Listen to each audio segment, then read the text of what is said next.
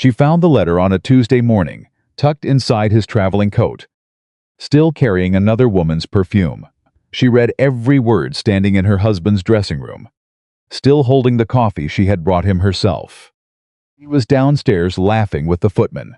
She did not call out. She did not cry.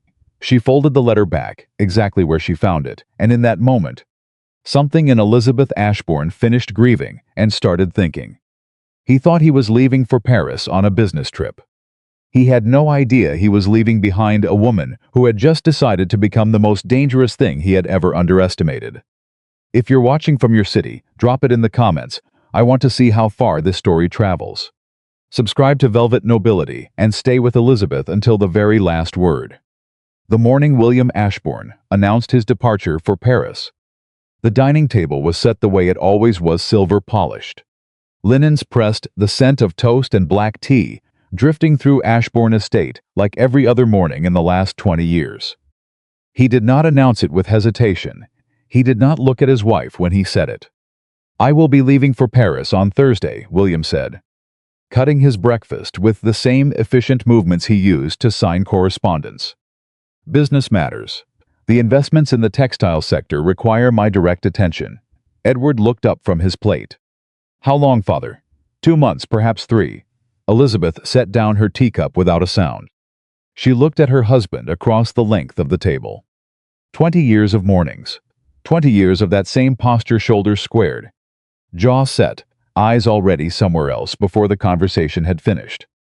"Will you write?" Clara asked. She was 16 and still believed her father's absences meant something was wrong in the world. Not wrong between her parents. "Of course," William said. He smiled at his daughter with the warmth he no longer bothered to extend to his wife. "I always write, don't I?" He did not write, not anymore. Not to Elizabeth, at least. She had known something was shifting long before the letter. She was not a foolish woman.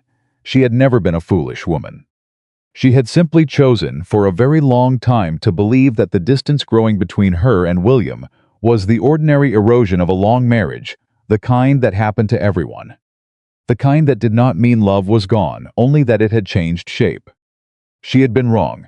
She understood that now. The first sign had been 3 years ago. In the winter of 1882. William had returned from London smelling of a perfume that was not hers, something heavier, more deliberately feminine, the kind worn by a woman who wanted to be noticed. She had said nothing. He had gone upstairs and bathed before dinner, and they had eaten together in the usual silence, and she had told herself it meant nothing. The second sign had been a bank withdrawal. Margaret Bell, who had kept the household accounts for 30 years, had placed the quarterly ledger on Elizabeth's writing desk without comment. But she had opened it to a specific page, and the figure there drawn against the estate account. Labeled simply as personal expenses, London was large enough to support a second household for 6 months. Elizabeth had stared at that number for a long time. She had not asked William about it. She had simply begun keeping her own records. The letter in his coat pocket had arrived 4 days before his announced departure. She had not gone looking for it. She had simply gone to retrieve his coat for the maid to press. And it had fallen, or perhaps slipped. Perhaps fate had its own opinions about what should stay hidden from the inside breast pocket onto the dressing room floor. She had picked it up. She had read it. "My dearest W. Thursday cannot come soon enough. The apartment on the Rue Saint-Honoré is ready. I have thought of nothing but you since Cheltenham. Victoria." 4 lines, 26 words, 20 years undone. Elizabeth stood in that dressing room for a long time. She could hear William downstairs giving instructions to the footman about his luggage. His voice was easy, unhurried, the voice of a man with no particular weight on his conscience. She heard him laugh at something the footman said. She folded the letter along its original crease. She placed it back in the coat pocket. She set the coat across the chair for the maid. Then she walked to the window and looked out over the gardens that she had planned and tended for 20 years, and she made a decision so quiet and so absolute that she barely felt it happen. She was not going to confront him, not yet, not like this. She was going to know everything first. Margaret. Elizabeth found her housekeeper in the linen room that afternoon. Sorting through the winter inventory, with the careful attention she gave to everything. Margaret Bell was 60 years old. She had come to Ashbourne Estate as a parlour maid the same year Elizabeth arrived as a bride. She had watched this household through everything, through the births of both children, through the hard winter of 1874, when the estate's main roof required emergency repair, through William's father's death and the weight of the dukedom passing to a man who was not yet ready for it. She knew things, and she was loyal to Elizabeth in the way that women who have witnessed quiet suffering develop a loyalty that goes far beyond employment. "Close the door," Elizabeth said. Margaret looked at her. Just a look. Then she closed the door. "The apartment in Paris," Elizabeth said. "The one on the Rue Saint-Honoré. I need to know who leased it." Margaret was quiet for a moment. Then she said, "How much do you already know, my lady?" "Enough to ask." "Not enough to act." Another silence. Then Margaret set down the linen she was holding, turned fully toward Elizabeth and said, "Lady Victoria Hale. Her husband died in 1882. She is 36. She has been seen with His Grace at 3 separate social occasions in London in the past 18 months. I did not tell you because I did not know how much you wished to know." Elizabeth absorbed this. And before her, Margaret's expression shifted something careful and pained. "There was a woman in the theater, my lady, in 1879. She was an actress. There was a child." Margaret stopped. "The family handled it. I am sorry. I am very sorry. And before that, a widow. Highgate, 1876. Another child, again resolved, quietly. The linen room was very still. Elizabeth had known her husband was unfaithful. She had suspected it for years. But 2 children, 2 women left to manage consequences that were not theirs alone, to carry 2 situations resolved, while William Ashbourne continued to sit at his polished breakfast table and complain about the quality of the toast. "Does Edward know?" "No." "My lady, good." Elizabeth straightened. Her voice was steady. "I want to know everything that can be documented. Correspondence, financial records, witness accounts from staff, anything that creates a clear record of his conduct. Not rumors. Facts. Things that would hold in a solicitor's office." Margaret looked at her with the expression of someone who had been waiting a very long time to hear exactly these words. "I have been keeping some records already, my lady. On my own initiative. I hope that was not presumptuous." Elizabeth looked at her housekeeper, this woman who had folded her linens and dried her tears, and never once told her what she perhaps should have been told long ago, and who had still, in her own quiet way, been preparing for this moment. "It was not presumptuous," Elizabeth said. "It was loyal. Show me." William left on Thursday morning. He kissed Clara on the cheek. He shook Edward's hand. He looked at Elizabeth with the mild, pleasant expression of a man who believed his conscience was clear because his wife had not accused him of anything. "I will send word when I arrive," he said. "Please do," she said. He did not embrace her. She did not move toward him. They stood in the entrance hall of the home they had built together, in front of the marble floor she had chosen, and the portraits she had commissioned, and the chandelier she had ordered from Vienna. And they looked at each other like 2 people who had once spoken the same language and now found themselves with nothing left to translate. The carriage took him down the drive. Elizabeth watched from the doorway until it was gone. Then she turned to the estate steward, who was waiting with the morning's correspondence. And she said, "Has Mr. Hartley confirmed Thursday's appointment?" "Yes." "My lady, good. I will see him at 2 o'clock. Richard Hartley was not the family's usual solicitor. He was Elizabeth's own, a quiet, precise man she had engaged 6 months ago, before the letter, before Paris, during the slow accumulation of half-knowledge that had finally resolved itself into certainty. She had begun preparing before she knew exactly what she was preparing for. That was the thing about Elizabeth Ashbourne that William had never understood. She thought ahead. She had always thought ahead. It was one of the qualities he had once admired about her, back when admiration still passed between them. The solicitor's office on Tuesday confirmed what Elizabeth had suspected about her legal position. "Adultery alone is rarely sufficient in the current climate," Hartley said. He was careful with her, precise but not condescending. He had learned quickly that she did not need things softened. However, persistent adultery, combined with what appears to be a pattern of financial misconduct funds, drawn from the joint estate to support an external household and evidence of public desertion, which is what a prolonged absence combined with shared residence with another woman would constitute. That builds a case. How long would it take to build it properly? 2 years, perhaps less if the evidence is as organized as you describe. And the children's position? Edward's inheritance as legitimate heir cannot be challenged. Clara's settlement would be protected under the terms of your marriage contract. Hartley paused. You thought to protect it at the time of drafting. My lady, the original contract is quite clear. She had been 20 years old when she had insisted on those terms. Her father had helped her understand them. William had signed them without reading them carefully, which told her something she should perhaps have paid more attention to at the time. 2 years, she said, at minimum. She sat with that for a moment. 2 years of knowing. 2 years of living in the same house, or in whatever arrangement William's absence created, carrying this quietly. Building a case that would hold, that could not be dismissed or softened, or managed into silence the way those 2 women before her had been managed into silence. Then we begin now, she said. Not when he returns. Not when he makes the next mistake. Now while everything is fresh and the trail is clear. Hartley nodded slowly. There is one thing I must ask, my lady. To pursue this fully, it will become public. The family name will survive, Elizabeth said. It has survived worse than the truth.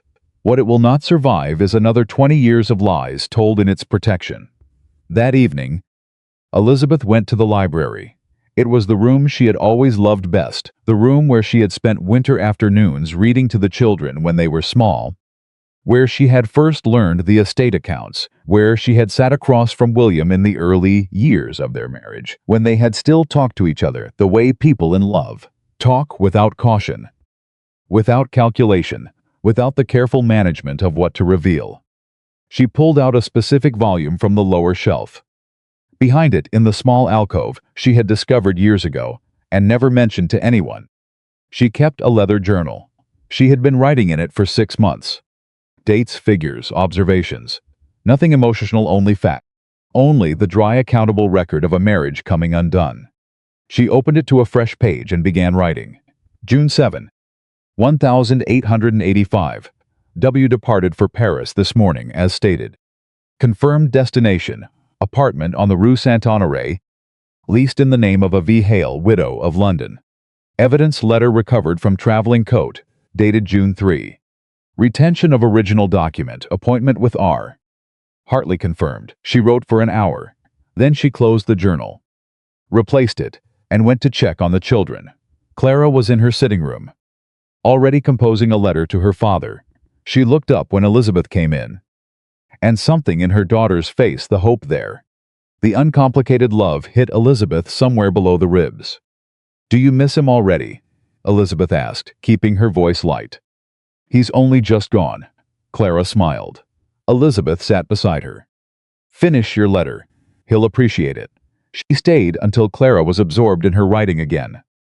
And then she excused herself quietly and walked down the hall to Edward's room. Her son was 18, old enough to carry things. Too young to be made to carry them yet. He was reading when she knocked, and he set the book aside with the instinctive courtesy that had always been more natural in him than in his father. Is everything all right? He asked. It was the kind of question that meant, I have noticed something. I am asking you to tell me, or tell me it's nothing. Everything is managed, Elizabeth said. It was not the same as everything is fine. And Edward was intelligent enough to hear the difference. But he was also kind enough not to press it. You look tired. Mother, I am a little tired, then rest. The estate won't collapse if you sleep before 9 o'clock. She almost smiled. Almost, I love you, she said. You know that, I do, he said, with the slightly uncomfortable directness of a young man who is not yet accustomed to receiving it said plainly. I love you too. 3 weeks later, a letter arrived from Paris. It was addressed to the household, not to Elizabeth specifically, which should have been a small thing but was not. It was brief. William reported that the business discussions were going well, that he would likely be extending his stay through August, that he hoped the children were in good health. He did not ask after Elizabeth by name.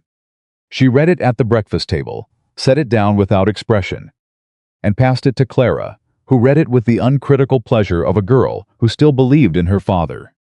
Margaret appeared at Elizabeth's elbow as she was finishing her tea. "There is a letter for you as well, my lady," Margaret said, very quietly. "A separate one, delivered by hand, not through the household post." Elizabeth looked up. "It is from London," Margaret said. "From a Mrs. Anne Carey. She has asked to meet with you privately. She says," Margaret paused, precise about wording. "She says she believes she has information that would be of use to you." Regarding recent events, Elizabeth was quiet for a moment. "Anne Carey," she repeated.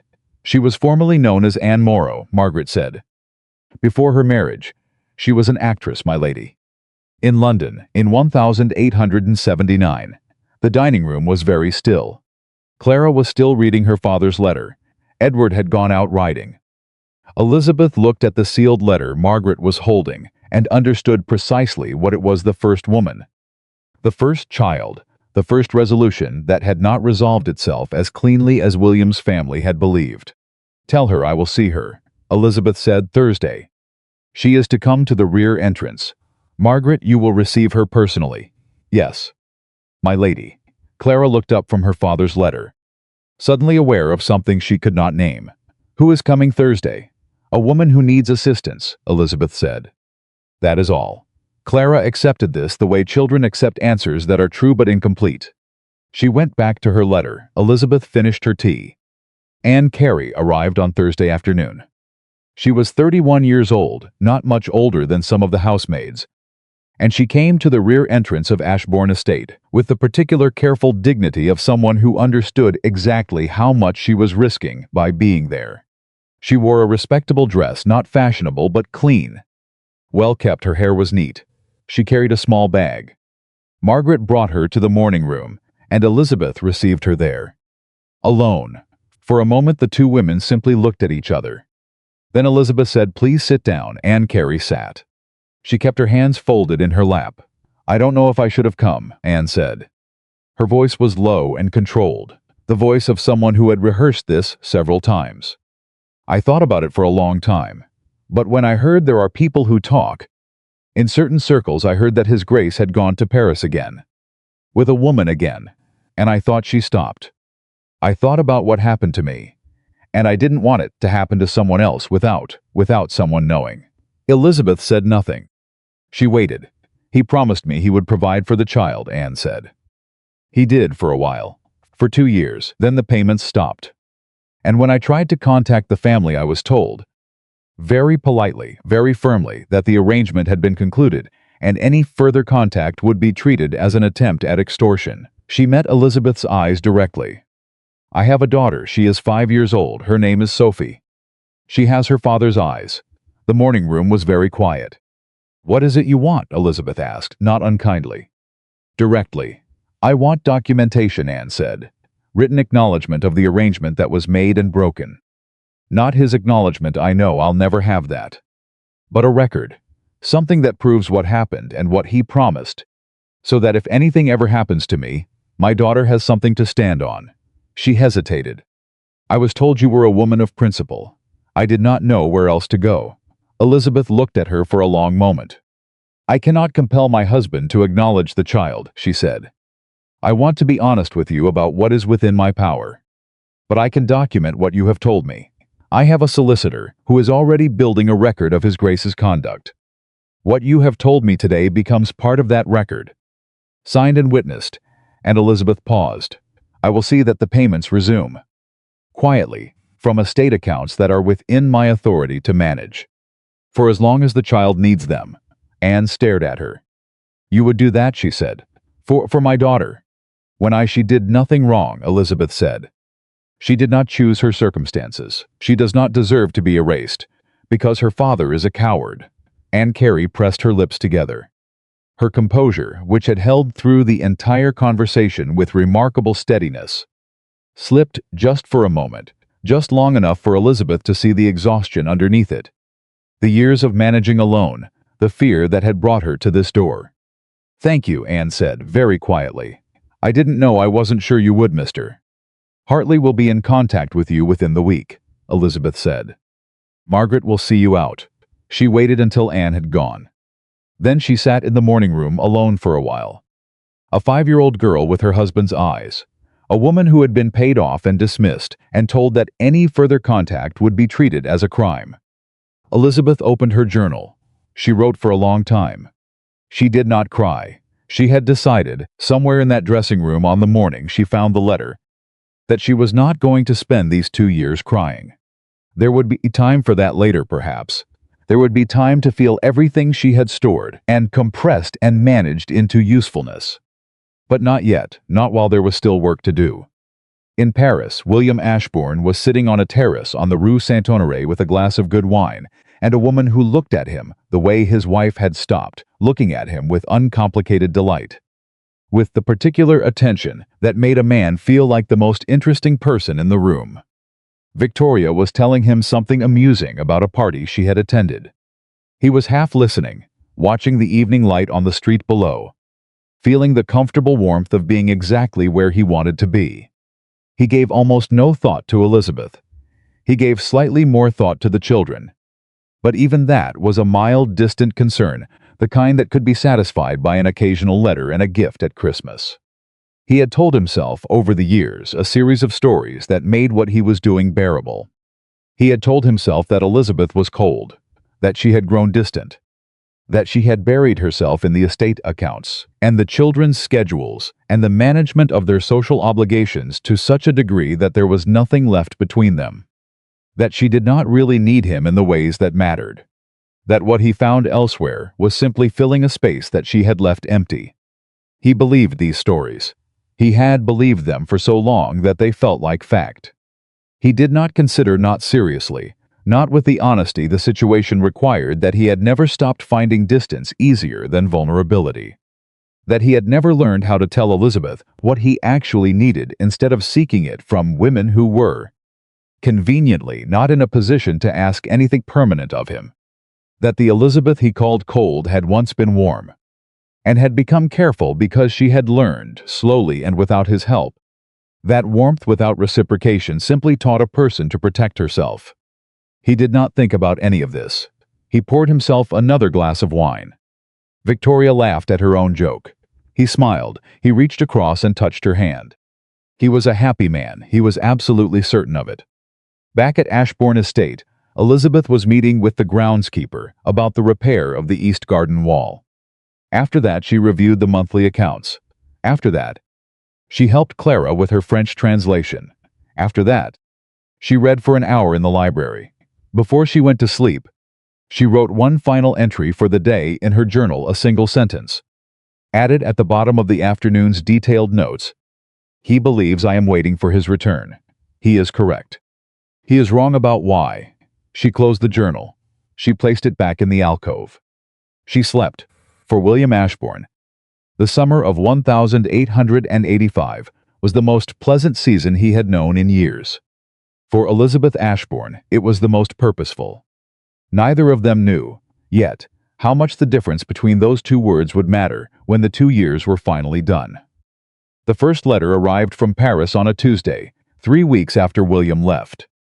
It was addressed to the household, not to Elizabeth, not to the children by name, simply to Ashbourne Estate, North Yorkshire, and it was exactly 4 sentences long.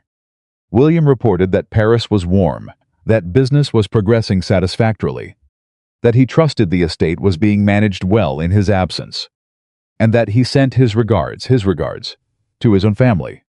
After 20 years, Elizabeth read it once, folded it, and handed it to Margaret with instructions to file it with the correspondence records. Not in the family drawer, in the records where documents lived. Clara had asked to read it. Elizabeth let her, watched her daughter's face move through the brief contents with the slightly puzzled expression of someone trying to find warmth in a document that contained none. "He doesn't ask how we are," Clara said.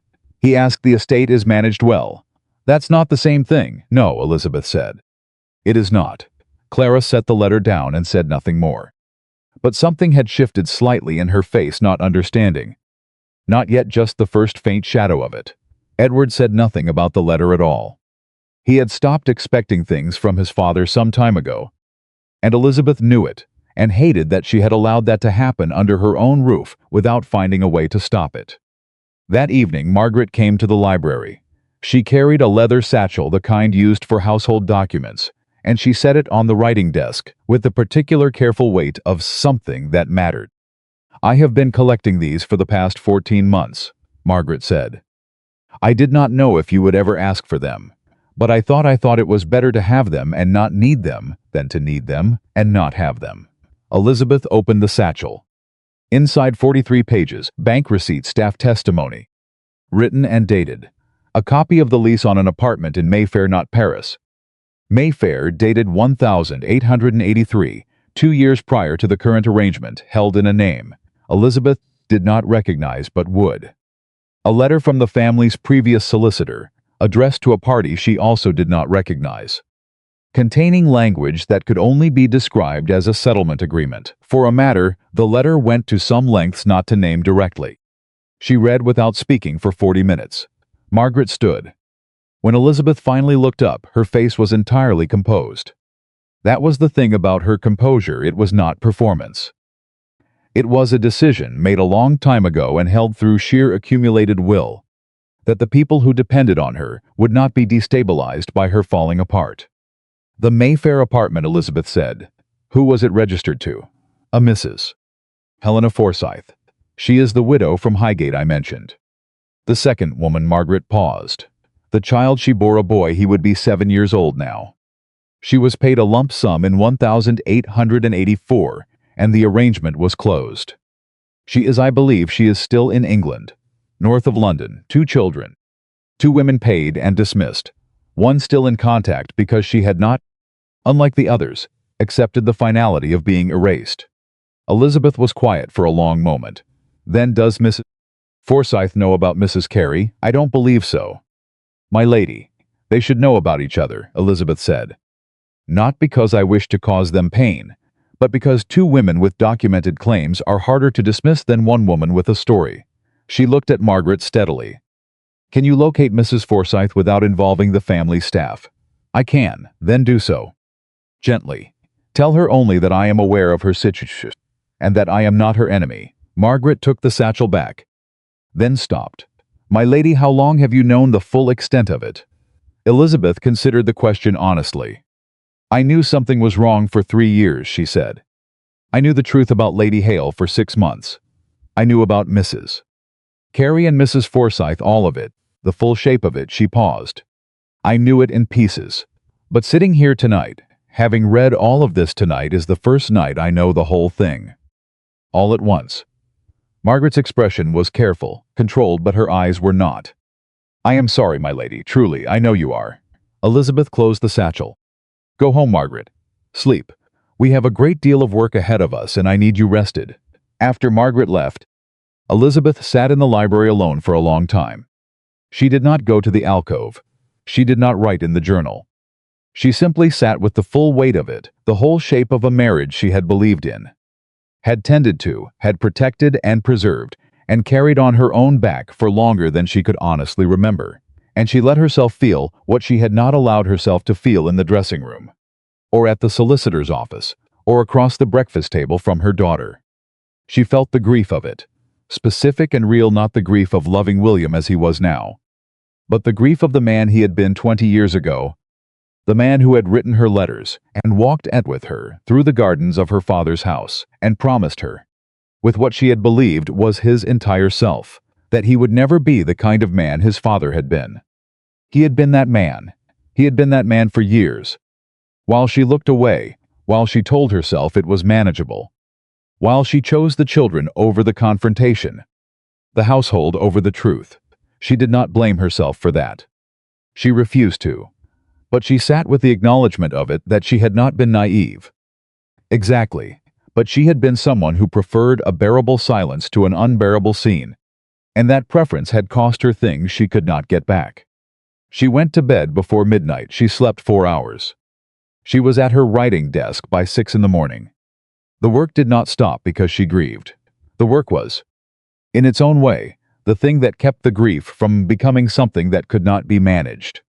Richard Hartley came to the estate in the 3rd week of July. He did not come to the main entrance, not because there was any intent to conceal his visit, But because Elizabeth had decided early that the fewer people who knew the precise details of what she was building, the better. He came at midday, when the children were occupied and the staff were at their midday tasks. And he sat across from Elizabeth in the morning room with the careful, alert attention of a man who had understood from their first meeting that she was not a client who needed managing. "Mrs. Carey's deposition is witnessed and filed," he said. "Her account is consistent, specific, and corroborated by the correspondence she retained 3 letters in His Grace's own hand, referencing the child and the arrangement." He paused. "The letters are significant. They constitute written acknowledgement. And Mrs. Forsyth?" Hartley's expression shifted fractionally. "I received word this morning. She is willing to meet. She is cautious. She was told when the arrangement was closed that any future legal action on her part would be dismissed as a nuisance claim. She is concerned that this is a trap. It is not a trap, I conveyed that. I'm not certain she is fully convinced." He set a document on the table. "What might convince her, my lady, is a letter from you directly. Not through legal counsel, not through a third party. From you." Elizabeth looked at the blank page Hartley had set beside the document. "Writing to Helena Forsyth, a woman her husband had taken and dismissed, whose child carried William's blood, and William's silence required a precision of language she was going to have to find carefully." She thought for a moment. Then she picked up the pen. She wrote, "Dear Mrs. Forsyth, I am not writing to ask you to forgive, to forget, or to accept an apology that is not mine to give. I am writing because you are in possession of facts that deserve to be recorded honestly and completely, and I believe you deserve to be more than a chapter that was quietly closed. I am asking for your account, for your documentation, and for your trust, which I understand must be extended with great care, given what you have already been through. I am not your enemy. I am a woman who has read enough of this story to understand that the people it was most intended to silence were the ones it should have been most careful to protect." She folded it. She did not read it again. "Send it today," she said. Hartley took it. "Then, my lady, I want to raise something with you. Something we have not yet addressed." She looked at him. "The grounds for formal separation, or in the most significant circumstance, for petition are building. They are building well. But the standard that the court will apply requires not just evidence of adultery, but evidence of what the law terms aggravated adultery, that is, conduct combined with additional harm. What you have documented, the illegitimate children, the financial diversion, the public desertion, these together constitute something well beyond simple infidelity." He paused. "What I am saying is that the case is stronger than you may realize." Elizabeth absorbed this. "How much stronger?" "Strong enough that when it comes forward, and it will come forward, my lady, I want you to be clear-eyed about that his position will not be defensible. Not with 2 documented children, not with the financial records, not with Mrs. Carey's letters." Hartley looked at her directly. "He will not be able to claim this. This was a private matter." "It is not a private matter. It never was," Elizabeth said. "The women he made his private matters certainly were not able to keep it private." Hartley was quiet for a moment. "Then no, they were not." She stood, which was his signal that the meeting was complete. Then she turned back at the last moment. "Mr. Hartley, if this proceeds when it proceeds, I want Lady Hale protected from the worst of it. She is not innocent, but she is also not the cause. The cause is my husband's willingness to conduct himself as if consequences did not apply to him." She paused. "I do not want her destroyed. I want the record to be accurate." Hartley looked at her with an expression she could not quite read, something between respect and mild astonishment. "That is an unusual position, my lady. Is it correct in law?" "It is possible." "Yes, it will require then make it possible," she said, and left the room. Helena Forsyth's reply arrived on a Friday. It was a single page. The handwriting was steady, controlled the handwriting of a woman who had taught herself not to shake. She wrote, "Your Grace, I have read your letter 3 times. I did not expect honesty, and I am not certain what to do with it. My son's name is James. He is 7 years old, and he asks about his father sometimes, and I tell him his father is a man of consequence who lives very far away. It is the only true thing I can think of to say. I will come to London. I will bring what I have. I am not doing this for myself. I am doing it for James, and for whatever other women might come after me who should not have to learn this the way I did alone. In silence, with a door closed in their face, Elizabeth read it at the breakfast table. Alone, in the early morning before the children were up. She read it twice. Then she set it down and finished her tea. She had not cried in 6 weeks. She did not cry now. But something in Helena Forsyth's line, "He is a man of consequence, who lives very far away," settled in her chest with the particular weight of a sentence that is true and terrible, and was kept gentle only for the sake of a child. She thought about William on his Parisian terrace. She thought about the ease of him, the absolute, oblivious, practiced ease with which he moved through a world that arranged itself around his comfort and his appetites, and his conviction that a title was also a kind of permission. She thought about what he would do when he finally understood that she had spent these 2 years not waiting helplessly for his return, but building a wall of documented fact around him that he would not be able to simply charm his way past. She thought about his face when he understood, and for the first time since June, something that was not grief and not anger, something closer to clarity moved through her, steady and absolute. She called for her carriage. She had a meeting with Hartley in Leeds that afternoon, and she was not going to be late. August arrived, and with it a second letter from William. This one was slightly longer than the first. He wrote that Paris was magnificent in summer, and he wished the children might visit. He would arrange it, if Elizabeth thought appropriate. He had attended a reception at the British Embassy and spoken with Lord Pemberton about the textile negotiations. He was well. He hoped she was well. He had been gone for 2 months. He had not asked her a direct question in either letter. Edward read this one over his mother's shoulder and said, very quietly, "He doesn't mention when he's coming back." "No," Elizabeth said. "He doesn't, Mother." Edward's voice changed younger, sharper, the voice of a young man running out of patience for a performance he had been watching for too long. "What is happening?" She had been preparing for this question for weeks. She had prepared the careful, protective, manageable version of an answer, the one that kept him at the appropriate distance from things he did not yet need to carry. She looked at her son, who was 18 years old and not a child, and had his grandmother's eyes and his grandfather's jaw, and none of William's particular talent for looking away from things that were inconvenient. "Your father," she said carefully, "is not in Paris for business." Edward said nothing. His jaw was very still. "I am managing the situation," Elizabeth continued. "I have been managing it since June. When there is more to tell you, when I have completed what needs to be done, I will tell you everything. What I need from you right now is your trust that I am handling this correctly, and that your first obligation is to your sister, who should not know more than she is ready for." "Clara suspects something," Edward said. "Clara is perceptive, but she is 16 and she still loves her father without condition. And I would like to preserve that for as long as I reasonably can." Elizabeth met his eyes. "Can you do that? Hold what you suspect and let me manage the rest." Edward was quiet for a long time.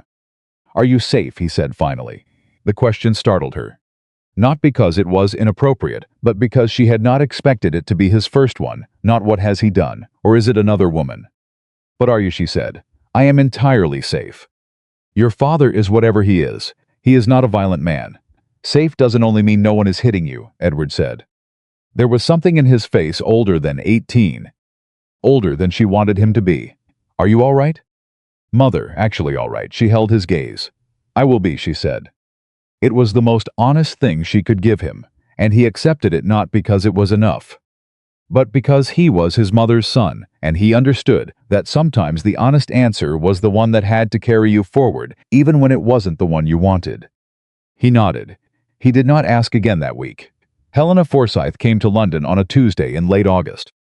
Elizabeth met her at Hartley's office, not at the estate. Not at her London townhouse, but at neutral ground, where everything said would be properly witnessed. Helena was 33, with the quietly exhausted face of a woman who had been managing alone for longer than was fair. And when she walked into the office and saw Elizabeth, she stopped in the doorway for a moment as if she had not quite prepared herself for the reality of the meeting. Elizabeth stood. "Mrs. Forsyth," she said. "Thank you for coming." Helena walked forward and shook her hand. Her grip was firm. "I almost didn't," Helena said. "I spent a week trying to talk myself out of it."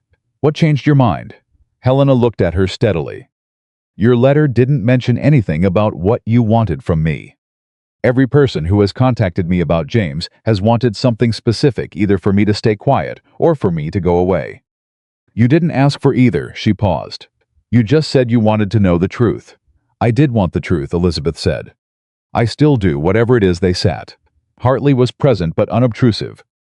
His role confined to witnessing and notation. Helena opened the bag she had carried in and set 7 items on the table letters. Bank receipts, a single photograph, and a written account she had prepared herself. 14 pages in the same controlled handwriting as her letter. Elizabeth did not touch them. She looked at Helena. Tell me, she said. In your own words, from the beginning. Helena told her. It took an hour. It was specific, quiet, detailed, and entirely believable because it was true, and because Helena had carried it long enough that the telling of it had become something she could do without falling apart, which made it more devastating to listen to, not less. William had met her at a dinner party in the autumn of 1883. He had been charming carefully, specifically, deliberately charming, in the way of a man who had practiced it long enough to make it feel spontaneous. He had sent flowers. He had arranged meetings. He had told her, twice, that his marriage was a formality, a social arrangement, maintained for the children, long since drained of anything real. Elizabeth heard this without expression. Helena said, I believed him. I know how that sounds. It sounds like a woman who was told a specific, practiced lie by a man who had told it before, Elizabeth said. Not a woman who made a moral failure. Helena looked at her. I'm not absolving myself, Helena said. I knew he had a wife. I knew you existed. I told myself what people tell themselves. People tell themselves those things because they are told them first by someone they trust, Elizabeth said. He had been constructing that lie for years before he met you. You are not where the fault begins. Helena was quiet for a moment. Then she pushed the photograph across the table. It was a small boy with dark eyes and a jaw that Elizabeth knew very well. He was holding a toy horse and looking at the camera with the direct, unself-conscious gaze of a child who does not yet know that the world holds things it is better not to look at too directly. Elizabeth looked at the photograph for a long time. He is beautiful, she said. He is kind, Helena said. He is genuinely kind, which I think might be the thing that will save him later. Elizabeth set the photograph down carefully. I would like James's name to be part of the formal record, she said. Not to damage him, never to damage him, but to ensure that the history cannot be rewritten later in ways that erase him. He exists. He deserves for that to be acknowledged, even if it is only acknowledged in a document that lives in a solicitor's file. Helena's breath caught. Just slightly. That is all I have ever wanted, Helena said. Not money, not a title, just that he is real, that someone knows he is real. He is real, Elizabeth said. I know he is real, and I give you my word that what you have brought today will be treated with complete accuracy and complete care. They shook hands again at the end of the meeting. Helena held on for a moment longer than a formal handshake required. I don't know how you are doing this, Helena said. Sitting here, meeting me, managing all of this while he is, she stopped. How are you doing it? Elizabeth thought about the question. Because the alternative, she said, is to wait in a house that belongs to a story he wrote about himself, and let him come home and write the ending. She withdrew her hand gently. I would rather write it myself. September came. William's 3rd letter arrived, and this time he mentioned that the business in Paris was taking longer than expected, and he would not likely return before October. He had attended the horse races at Longchamp with Lord Pemberton and a group of acquaintances. The season in Paris was quite lively. Clara read the letter and said nothing. She folded it neatly, placed it in her writing desk drawer, and did not mention it at dinner. The shift in her daughter was the thing Elizabeth found hardest to watch. Clara had begun to understand, not because anyone had told her, but because she was 16 and observant, and she had her mother's mind, which meant she noticed when things didn't add up, and then, rather than asking out loud, she went very quiet and added them up on her own. She did not cry. She did not accuse. She simply got quieter, the particular quietness of someone who has discovered that the answer to a question is worse than not knowing, and is deciding what to do with that. One evening, Elizabeth passed Clara's sitting room and heard her playing the pianoforte, something she did when she was working through something she couldn't say. She was playing a piece she'd loved at 12, something simple and a little sad, and she was playing it very slowly as if she were trying to hold on to each note a beat longer than it wanted to stay. Elizabeth stood in the corridor and listened. She did not go in. Clara needed to find her own way to what she was feeling. And the worst thing Elizabeth could do was go in there and try to carry it for her before she'd had the chance to understand it herself. After a while, the music stopped. There was a long silence. Then Elizabeth heard her daughter get up and move to her writing desk and begin, from the particular scratching rhythm of it, to write in her own journal. Elizabeth walked to her own room. She opened her journal. She wrote, "Clara knows something. She does not yet know what she knows. When she does, I will be here. I will not make her carry it for me." She paused. Then she added, "She is so much braver than she thinks she is. I need to find a way to tell her that before the winter." On the last day of September, Helena Forsyth sent word through Hartley that she had received a visit. Not from William, from a man she did not know formally dressed, polite to the point of being cold, who identified himself as an associate of the Ashbourne family's legal interests, and who informed her, with great courtesy and very little ambiguity, that the arrangement she believed to have been finalized in 19,884 was indeed finalized. That any attempt to reopen it would be met with the full resources available to a ducal family, and that it would be to her great benefit to remember that. He had left his card. The name on it was one Elizabeth recognized immediately: the family's solicitor. The man who had handled William's affairs for 15 years, who had drawn up the original settlement with Helena, who had written the letter that Anne Carey had shown Elizabeth in the morning room. William didn't know what Elizabeth was doing, but someone in his family's orbit had noticed Helena Forsyth contacting a solicitor in Leeds, and they had moved quickly, quietly, with the practiced efficiency of people who had done this before. Elizabeth read Hartley's account of the visit. She was quiet for a moment. "Then they are watching. It appears so," Hartley said. "Which means the moment Helena made contact with you, or with my office word reached someone who reports to the family interest. That means there is a member of the household staff," Elizabeth said, "or someone close to my correspondence who is feeding information. Or it means," Hartley said carefully, "that His Grace is more aware of your activities than he has allowed you to believe." The room went very still.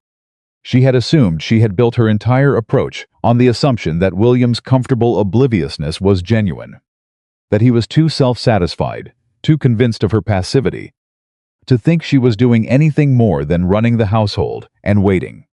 What if he knew? What if he had known not everything?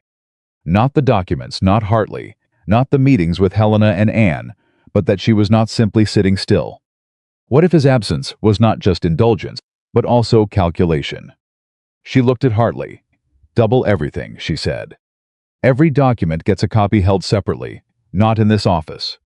Helena and Anne are to communicate only through me directly. Nothing in writing, no letters that can be intercepted." She paused. "And I need to know who in this household is not mine." Hartley looked at her with the careful expression of a man recalibrating. "My lady," he said, "I should tell you I have been concerned about exactly this for the past month. I did not raise it because I had no evidence, but the visit to Mrs. Forsyth changes the picture considerably." "Yes," Elizabeth said. "It does." She stood up. She thought for a moment. "He may know I am doing something," she said, "but he does not yet know what. If he did, he would have come home already. A man like William does not stay in Paris once he believes his position at home is actually at risk." She looked at Hartley. "Which means we still have time. Not as much as I thought, but enough. How do you want to proceed?" She thought about the conversation she had had with Helena Forsyth, about the 14 pages of careful documentation, about the letters in William's own hand, about Anne Carey's 5-year-old daughter with her father's eyes, about the journal in the alcove in the library, about Clara playing a sad piece on the pianoforte in the evening quiet of a house that deserved better than the story it had been handed. "We proceed," Elizabeth said, "exactly as planned, but faster." She picked up her coat. Outside, September was already turning toward October. And somewhere in Paris, William Ashbourne was telling himself that everything was exactly as he had left it. He was going to return to a home that had been the same house and a completely different world. And he was not going to understand it until the moment it was too late to manage. That moment was still coming. It was simply coming a little faster now. Elizabeth walked out into the October wind and did not look back. The mole in the household was found in 11 days. Not by Hartley, not by any investigator Elizabeth might have engaged. By Margaret, who had spent 30 years learning how a house breathed, who talked to whom in the kitchen corridor, who lingered near closed doors, who sent letters on days when the outgoing post was heaviest and therefore least scrutinized. It was a footman named Collins, 24 years old. Employed at Ashbourne Estate for 3 years, Margaret placed the evidence on Elizabeth's writing desk on a Wednesday morning, without preamble, a ledger of small payments. Each one modest enough to seem like tips, each one deposited into a savings account at a bank in Harrogate on the same day each month since April. 3 months before Elizabeth had even gone to Hartley. Someone had begun paying Collins before Elizabeth had taken a single formal step, which meant William had not reacted to her investigation. He had anticipated it. Elizabeth sat with that for a long time. The implication was significant. William had left for Paris already knowing she suspected something, already having arranged for someone inside the house to monitor what she did about it. He had not run from a confrontation, he had managed around one.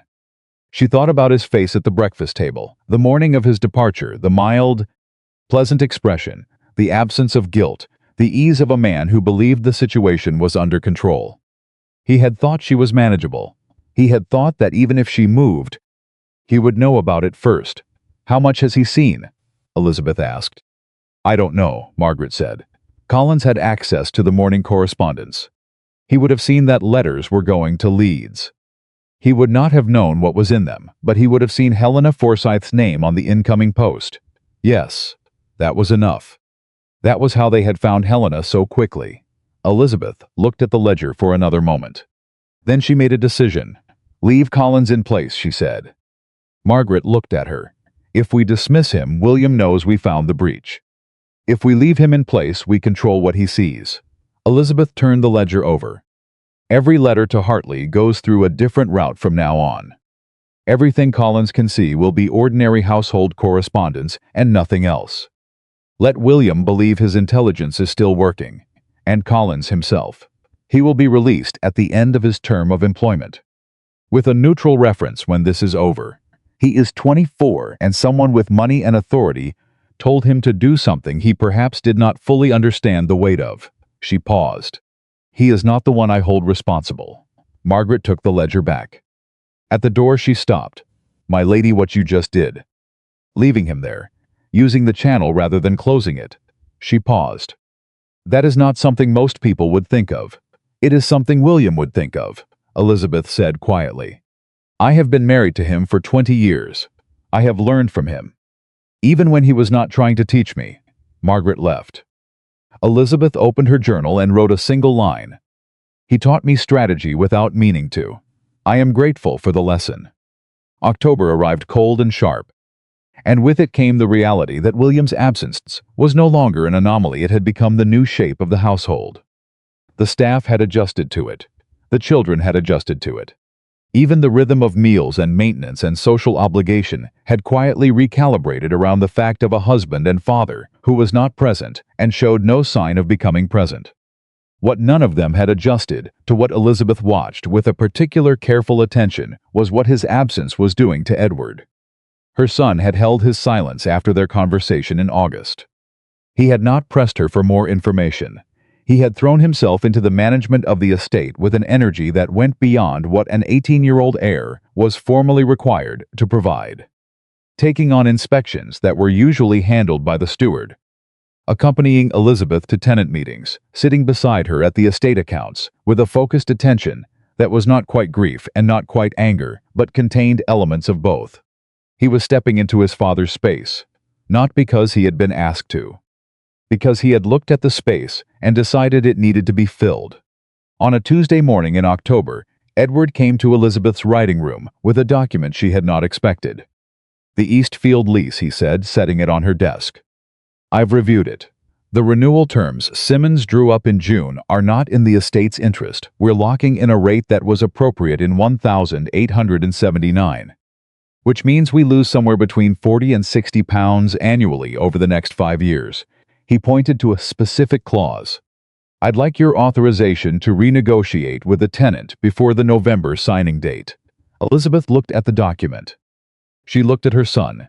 He was right. He had read it more carefully than she had. And he was absolutely right. "You have it," she said. "Handle it yourself. I trust your judgment."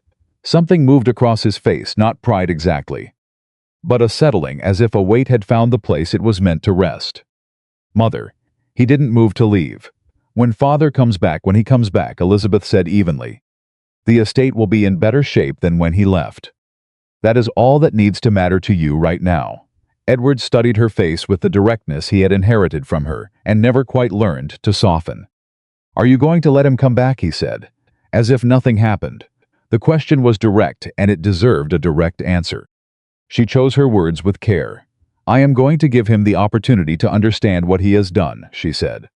"What he does with that opportunity will determine what happens next." Edward was quiet. "Then, and if he doesn't understand it, then he will have made his choice," Elizabeth said. "And I will have made mine." Edward nodded once slowly, and left with the lease document under his arm. She heard him speak to the steward in the hallway, confident, specific, unhurried. He sounded like the man he was becoming, not like the boy his father still expected to come home to. 3 days after that conversation, the letter arrived that changed everything. Not from William. From a woman Elizabeth had not contacted, had not sought out, and had not known existed until the envelope arrived through Hartley's office, with a note in his handwriting that read simply, "Voluntary. She contacted me. You should read this." The woman's name was Mrs. Dorothea Payne. She was 41 years old, and she had been Lady Victoria Hale's personal companion for the past 4 years. She had not been paid to write. She had not been threatened into silence. She had written because, as she explained in the first paragraph of a 6-page letter, she had spent 4 years watching a situation that she believed was going to end very badly for several people who deserved better, and she had decided she was no longer willing to be a quiet witness to it. Elizabeth read the letter in one sitting at her desk in the middle of the afternoon, with the door closed. What Dorothea Payne described was not a love affair, not in any uncomplicated sense. What she described was a woman, Victoria Hale, who had been lonely in the specific, hollow way of a widow, without children and without purpose, who had been deliberately and skillfully courted by a man who was very good at identifying exactly what a woman needed and offering her the performance of it, who had believed for 2 years that William Ashbourne was a man trapped in a loveless marriage by duty and dignity, who had reorganized her life around him, her social calendar, her finances, her sense of herself in ways that were, Dorothea wrote, increasingly alarming to anyone watching clearly. And then Dorothea wrote something that Elizabeth had not expected. She wrote, "In the past 3 months, Victoria has begun to ask questions that she did not ask before. She has noticed that he does not speak of ending his marriage, only of the impossibility of his marriage as it currently stands. She has noticed that his letters, when he is away, which is often are less specific than they once were about where he is and who he is with. She has noticed that he deflects questions about the future with a grace that has begun to feel, to her, less like discretion and more like evasion. She is not stupid. She has simply been very much in love, which is its own form of blindness, and the blindness is beginning to lift." Elizabeth set the letter down. She picked it up again and read the last page. "I am not writing to you as an enemy of Victoria. I am writing because I believe your grace deserves to know that the man who is in Paris with her is not telling her the truth either. And because I believe that if Victoria understood the full picture, not the version he has given her, but the real one, she would make a different choice. I am not asking you to act on this. I am only asking you to know it. What you do with it is entirely your decision. Yours, with respect, D. Payne." Elizabeth sat with the letter for a long time. Then she did something she had not planned. She wrote not to Hartley, not to Helena, not in her journal. She wrote directly to Lady Victoria Hale. She wrote it in one draft without revising, and it was perhaps the most precisely calibrated thing she had ever put on paper. She wrote, "Lady Hale, I am writing to you not as a wronged wife, and not as an adversary. I am writing as a woman who believes you have been told a story about your own life that is missing several chapters. I am not writing to wound you. I am not writing to make demands. I am writing because every woman in this situation deserves to have the full truth available to her, and then to make her own choices with it. I do not know what you have been told about me, about my marriage, or about what my husband intends. I know only what I can document, and I believe when you have read what I can document, you will understand why I am choosing to send it to you, rather than simply use it. The enclosed summary has been prepared by my solicitor and is accurate in every particular. Read it or don't read it, that is your choice. But I would rather you have it and decide than not have it, and be denied the decision. E. Ashbourne." She enclosed a 3-page summary Hartley had prepared, factual, specific, dry, that included the dates of William's previous relationships, the names of the 2 women, the existence of the children, and the financial records of what had been paid and withdrawn. She sealed it. She sent it through a courier who had no connection to the Ashbourne household, to an address Dorothea Payne had included at the bottom of her letter. Then she sat back and waited. She did not tell Hartley. She did not tell Margaret. She had made this decision entirely on her own, and she owned it entirely, including whatever came of it. 12 days passed. During those 12 days, Elizabeth attended a dinner at the Pembrokes, conducted the annual review of household staff compensation, arranged Clara's instruction in watercolor with a tutor from York, and wrote 40 pages of new material in her journal. Clara had stopped asking when her father was coming home. That small silence, the absence of a question that had been asked every few weeks since June, registered with Elizabeth the way a clock stopping registers. Not loudly, but with a particular wrongness that settled in the room and stayed. She brought it up gently, one evening when the 2 of them were alone in the sitting room. Clara bent over her embroidery with the focused inattention of someone whose hands are busy but whose mind is elsewhere entirely. "You haven't asked about your father in a while," Elizabeth said. Clara kept her eyes on her work. "I know he's not coming back before Christmas." "He wrote as much, he did." A pause, the needle moved. "Mother," Clara up. Her eyes were very clear, very steady, Elizabeth's own eyes in a younger face. "Is he happy in Paris?" The question was not what Elizabeth had expected. She had expected anger or grief or accusation. Not this, not the quiet, almost adult question of a girl who had decided to stop looking at the situation from the inside of her own hurt and to look at it more honestly. "I think," Elizabeth said carefully, "that he believes he is." Clara absorbed this. "And you?" she said. "Are you happy?" Elizabeth looked at her daughter. "I am doing what needs to be done," she said, "and I think that is a kind of peace, even if it is not happiness." Clara looked at her for a long moment.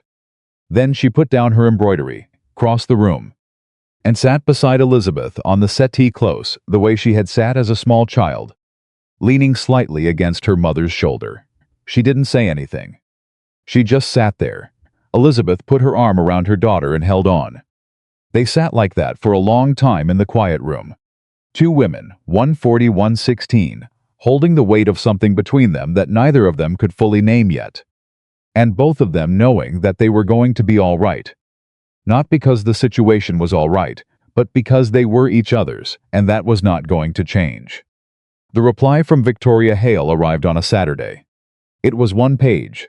The handwriting was not the controlled cursive of the letter she had written to William. It was slightly uneven, slightly pressed, the handwriting of someone who had written this after sitting with it for a long time.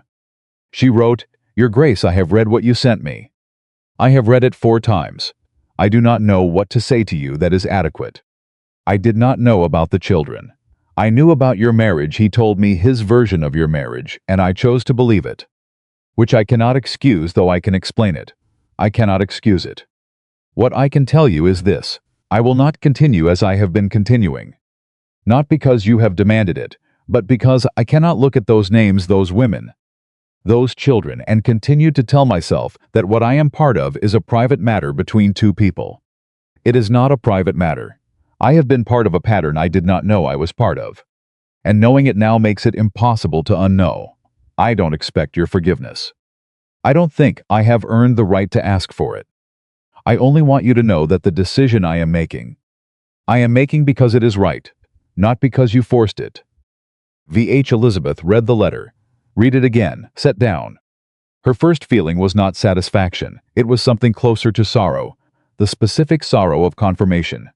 Of a thing being proven that you had hoped might be disproven. Victoria Hale had not known about the children. She had been told the version of the marriage that William needed her to believe. She had been in her own way as deliberately misled as anyone. And now she was choosing differently. Elizabeth wrote back a single paragraph. Careful and final, Lady Hale, what you have chosen to do is yours. I am not in a position to give or withhold forgiveness. That is not what I offered and not what either of us needs. What I will say is this. The decision you have described is the right one. And you have made it with your eyes fully open, which is the only way it means anything. I wish you well. I will not write again. E.A. She sealed it and sent it. That was the end of that thread, November. William's October return had been quietly postponed in a brief letter that arrived mid-month business. Complications. The negotiation required more time. He expected to be home for Christmas. He hoped all was well. Edward read this one, set it down, and went back to the East Field accounts without comment. Clara put it in the drawer with the others. Margaret filed it under correspondence. Elizabeth did not read it at all. Margaret simply told her the contents. And she nodded and asked whether the Pembroke invitation for Thursday had been confirmed. It had. Good. She had business to discuss with Lord Pemberton's secretary, who had been quietly helpful in directing her towards certain public records she needed. And a dinner table was as effective a meeting room as any, and considerably less remarked upon. The Pembroke dinner was where Elizabeth heard, for the first time, what was being said in London. She heard it from Lady Ashford, who told her with the particular gentle precision of a woman who believes she is the first to deliver news that in fact has been circulating for several weeks, that William Ashbourne's extended Paris residency was rather less mysterious than it might appear. That Victoria Hale had been seen at several prominent social occasions on the continent in his company. That it was quite the open secret in certain circles. And that people were beginning to wonder. Elizabeth received this information with the expression of a woman hearing moderately interesting weather forecasts.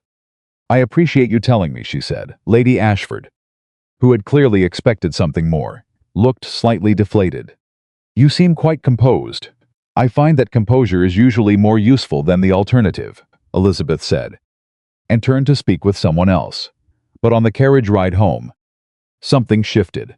The fact that it was now a social topic, that William's absence and its cause had moved from private knowledge to London dinner-table conversation, meant the timeline had changed. Once a thing became gossip, it moved. It acquired momentum. It found its way into the wrong ears, got simplified, got distorted, took on a shape that no longer reflected the actual facts. Elizabeth needed to control the record before the record got away from her. She spoke to Hartley the following Monday, with a new clarity about the pace of what needed to happen. I had planned to wait until the full 2 years, she said. I no longer have that option. If this becomes a public scandal driven by rumor rather than documented fact, the story that survives will be the simplest version: a wife who did not know, a husband who strayed, a family embarrassed. That is not the story. She looked at Hartley steadily. The story is 20 years of a man who used his title as a shield against accountability. I want that story told in a courtroom, with documents, with witnesses, with his name on every one of his own letters. Not on a dinner party circuit in London. Hartley looked at her with that expression she had come to recognize, the one where he was recalibrating his estimate of her. What is your instruction? He said. We file in January, she said. That gives us 6 weeks to finalize the documentation and to notify the relevant parties in the correct order. You will need to tell the children before you file. I know. And His Grace will need to be informed before the filing. He will receive notice at the same time as his solicitor, Elizabeth said. Not before. He has had 2 years to give me the consideration of a direct conversation about our marriage. He did not take any of them. Hartley absorbed this. There is one more thing, Elizabeth said. When I file, I want the public record to be accurate about one specific element. The two children, I am not seeking to harm them, but they exist. And erasing them from the formal record would be the same injustice done to them again, by a different hand. Their existence is documented. Their mothers have given testimony. That stays in. It will make the proceedings considerably more public, Hartley said quietly. Yes, Elizabeth said. It will also make them considerably more true. She picked up her coat. Hartley rose. My lady, he paused. I have practiced law for 22 years. I have handled matters of this kind before, though rarely as complex. I want to say what you are doing, and the way you are doing it, the consideration you have extended to the other women. The care you are taking about the children's record, that is not something I have seen done before.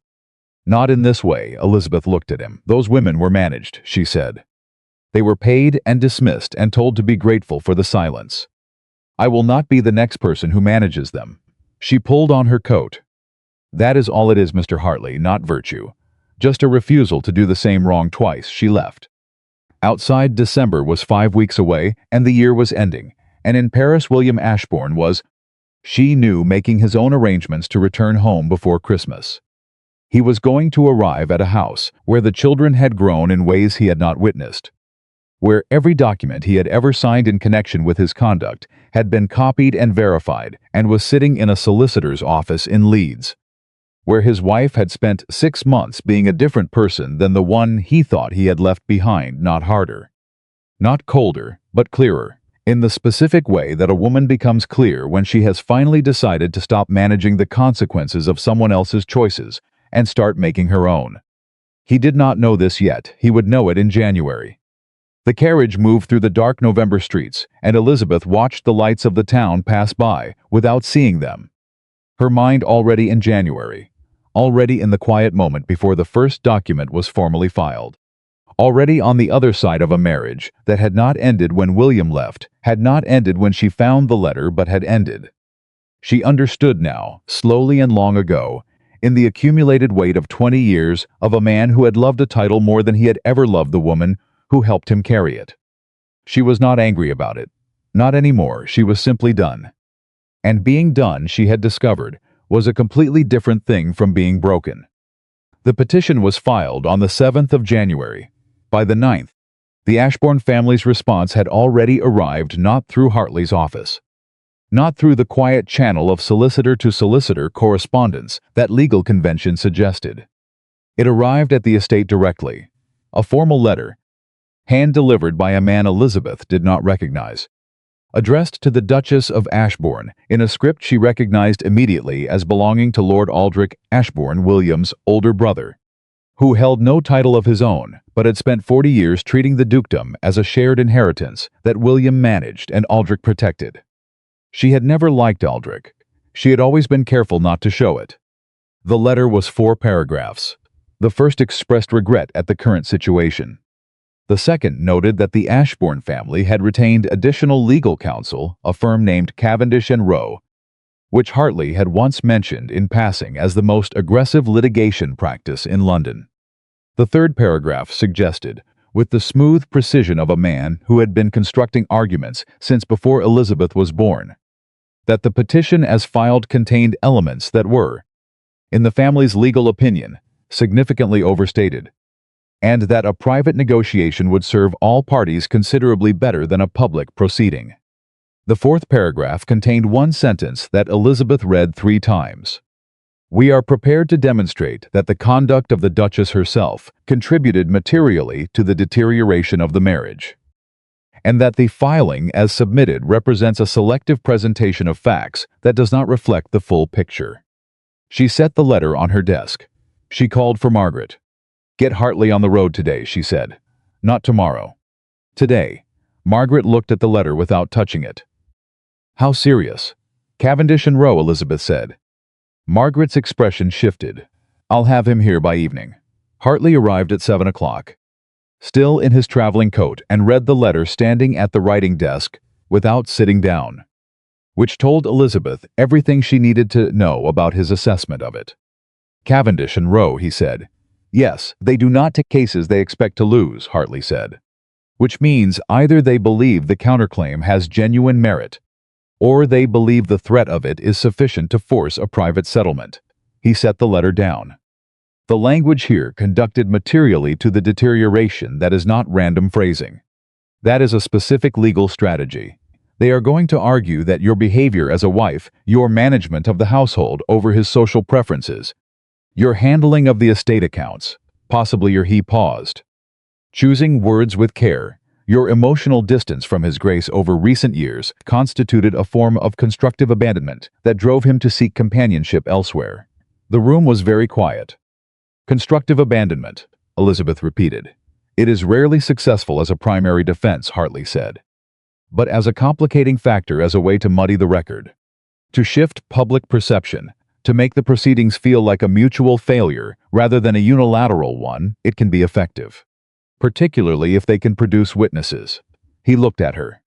My lady, I have to ask you directly, is there anything in your conduct as a wife, anything that a hostile witness could characterize as coldness, as neglect, as deliberate withdrawal that they could use? Elizabeth thought about Margaret's words from 6 months ago. Many years past, both of you lived in a house where no one said what was true. She thought about the years she had chosen silence over confrontation. The years she had put the estate above the marriage because the marriage had stopped feeling safe enough to invest in.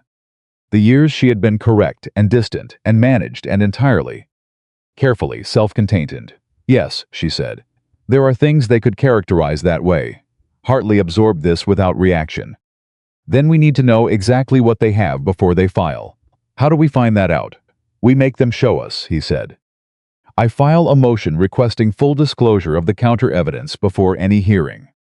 It's procedurally correct and it forces them to either produce what they claim to have or withdraw the threat. He paused. But it also accelerates the timeline.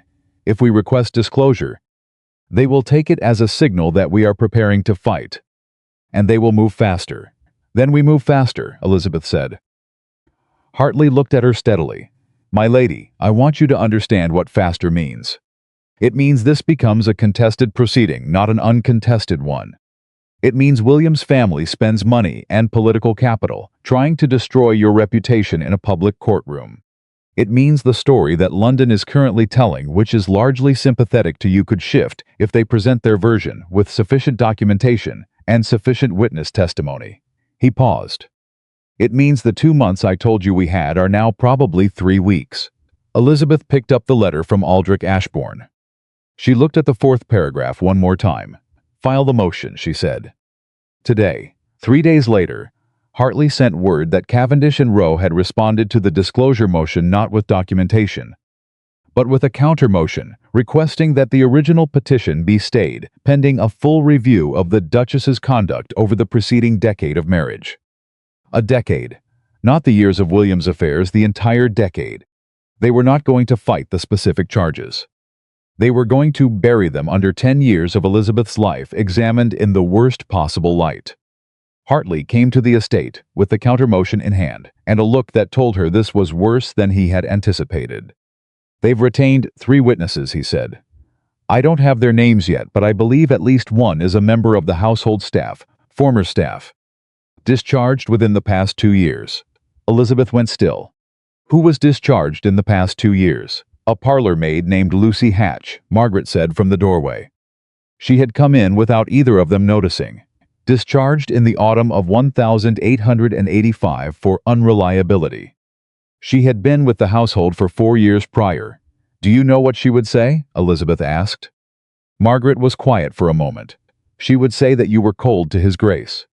That you refused social engagements he requested. That on at least 2 occasions she witnessed you leave a room when he entered it. Margaret met Elizabeth's eyes. All of which is true, my lady. As you know, the difference between a truth and a weapon was often simply the question of who was holding it. They are going to argue, Hartley said carefully, that a pattern of deliberate emotional withdrawal on your part, documented by a witness with first-hand observation, combined with His Grace's admitted emotional neglect, created a mutual failure of the marriage contract, which does not excuse his conduct but substantially reduces the legal weight of your petition. He looked at his papers. And the 3rd witness, I believe it may be someone from your own family of origin. Elizabeth looked at him. My family, a cousin possibly. Someone who may have had access to correspondence or conversations in the early years of your marriage. He paused. My lady, I believe they have been building this countercase for longer than we have been building ours. The weight of that settled into the room like something physical. Aldrich had not reacted to the petition in January. He had been preparing for it, while she had spent 6 months building her record. Someone on William's side had been doing the same. And they had resources she did not, political connections. A law firm that specialized in destroying opposing cases. And at least one witness who had lived inside her household and watched her most private moments. For the first time since June, Elizabeth felt the thing she had refused to feel. Not fear exactly. Something more specific. The particular cold clarity of a person who has looked at a situation honestly and understood that they might lose. Tell me the worst case, she said, if they proceed with this fully. Tell me the worst outcome. Hartley was quiet for a moment. The petition is stayed. The counter evidence introduces sufficient doubt about the grounds to complicate the primary filing. The case drags for 18 months, possibly 2 years. In active contested proceedings, during which your reputation is systematically undermined in public record. He paused. In the worst case, the petition is dismissed without prejudice, which means you can refile, but you have lost the advantage of the current documentation. And William's family uses the intervening time to restructure the estate finances in ways that disadvantage your settlement position. And the children? Clara's settlement is protected. Edward's inheritance is untouchable. Those terms cannot be altered. He looked at her. But their experience of watching their mother's character publicly contested for 2 years, that is a harm I cannot quantify in legal terms. Elizabeth stood up. She walked to the window. She stood there for 60 seconds. Which was how long she permitted herself to feel the full weight of the worst case, to sit inside it. To look at it clearly, not to minimize it, or to manage it into something more bearable than it was. Then she turned around. What do they not have, she said. What is the gap in their case? Hartley looked at his papers. Then, William, she waited. William has not endorsed the counterclaim, Hartley said. Aldrich filed through family counsel, without, as far as I can determine, William's direct instruction. The motion was filed in the name of the Ashbourne family interest. Not in the name of the Duke. He looked up. Which means either William does not know, or he knows and has not stopped it, or he has actively chosen not to endorse it. He paused. If William refuses to participate in the counterclaim, if he makes a formal statement distancing himself from the family's strategy, their case weakens considerably. The witness testimony about your conduct becomes circumstantial rather than central. The stay motion loses its primary support. You need William to break with Aldrich, Elizabeth said. Yes, publicly, on record, yes. She picked up her coat. Where are you going? Hartley said. To find my husband, Elizabeth said, and have the most honest conversation we have ever had. She did not send word ahead. She went directly to William's London townhouse, the one that remained in his name, where he had been living since the December visit, and she arrived at 2 o'clock in the afternoon without announcement and told the butler that she would wait. She waited 12 minutes. William came downstairs looking like a man who had been interrupted in the middle of something he could not name, slightly disheveled, slightly defensive, carrying the look of someone who has been expecting a particular confrontation and has not finished deciding how to handle it. Elizabeth. He stopped at the bottom of the stairs. I didn't know you were coming. I know, she said. Sit down, William. He sat. She remained standing. Did you authorize the counterfiling? She said. The question landed with the directness she intended.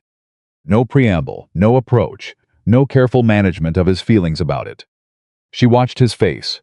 What she saw was not guilt. What she saw was something more complicated, the expression of a man who had been told something was being done in his name and had not found, until this moment, the clarity to refuse it. Aldrich came to me in December, William said. After our conversation, he had already engaged Cavendish and Rowe. He told me it was the family's position that the petition needed to be contained. Contained, she repeated. His word. William looked at his hands. He told me that if the full record went public, the children, the finances, all of it, the family name would not recover. That the political relationships, the seat and lords, the connections that have taken 3 generations to build, he stopped. And you let him proceed. I didn't stop him. William looked up. That is not the same thing. In law, Elizabeth said. It is exactly the same thing. Your silence is consent. Your family is filing a motion that accuses me of driving you to adultery through emotional neglect. They are bringing a parlor maid to testify about private moments in our household. They are. She stopped. She let the silence work. William, look at me. He looked at her. They are going to spend 2 years taking my life apart in a public proceeding to protect a title that your conduct has already compromised beyond what any legal maneuvering can restore. She held his gaze. And you are going to let them do it because Aldrich told you it was necessary. William was very still. Is this what you want? She said. Not what Aldrich wants. Not what the family wants, you. Is this what you want your children to watch happen to their mother? The silence stretched. No, William said. His voice was quiet. No, it is not. Then there is something you need to do, Elizabeth said. Today, not tomorrow. Not after you've spoken to Aldrich. Today. William's formal statement withdrawing family endorsement of the countermotion reached Cavendish and Rowe at 5 o'clock that afternoon. Hartley received a copy at 6. He sent word to Elizabeth at the estate that consisted of 4 words. The stay motion falls. She read the message in the library, standing still in her traveling coat. Then she took the coat off, sat down, and allowed herself exactly 1 minute of something she could not name, not triumph, not relief, but the particular feeling of a structure holding under the weight it was built to carry. Aldrich was not finished. She knew that. He would find other avenues, other pressures, other ways to protect what he considered the family interest. But without William's cooperation, Cavendish and Rowe had no case. The countermotion had been built on the premise that the Duke would participate in his own defense. Without him, the entire strategy collapsed. She picked up her pen and wrote in the journal, January 14. William chose the right thing. Not for me. I am past the point of needing it for me. For Edward. For Clara. For the record that will outlast all of us. She paused, then added it cost him something to do it. I saw it in his face. I am choosing to believe it was genuine. She closed the journal. She went to check on the children. Aldrich Ashbourne came to the estate on the 16th.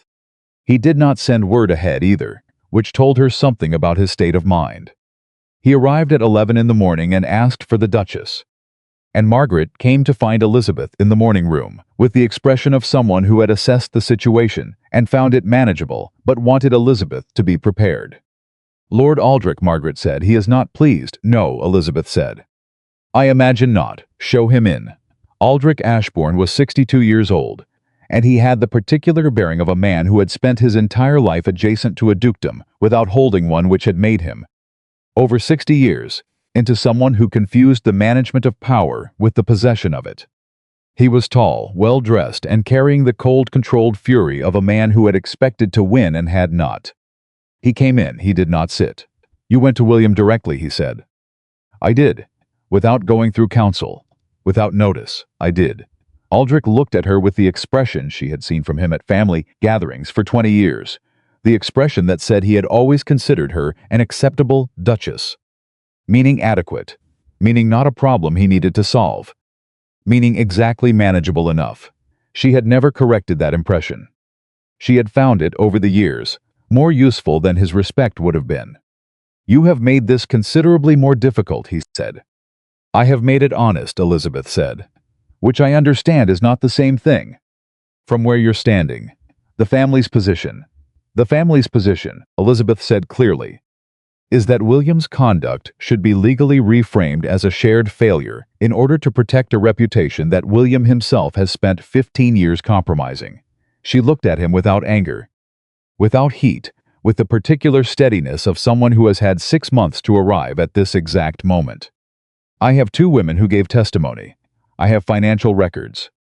I have 3 letters in your brother's own hand, acknowledging children he paid to have forgotten. She paused.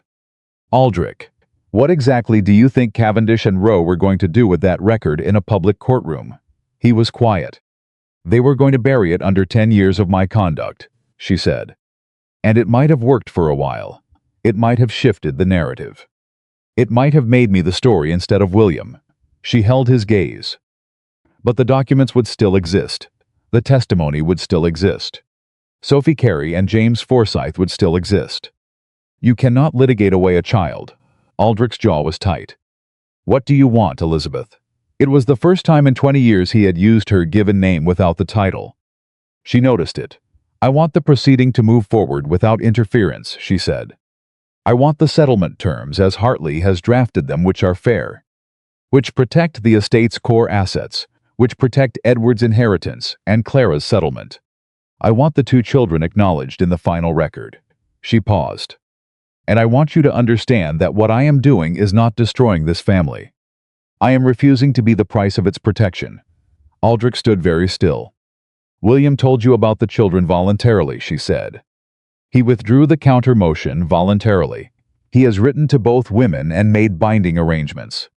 Whatever else he has chosen to be accountable in ways your strategy was designed to prevent. She stood. Let him have that. It may be the thing that allows your nephew to respect his father in 20 years. The room was quiet for a long time.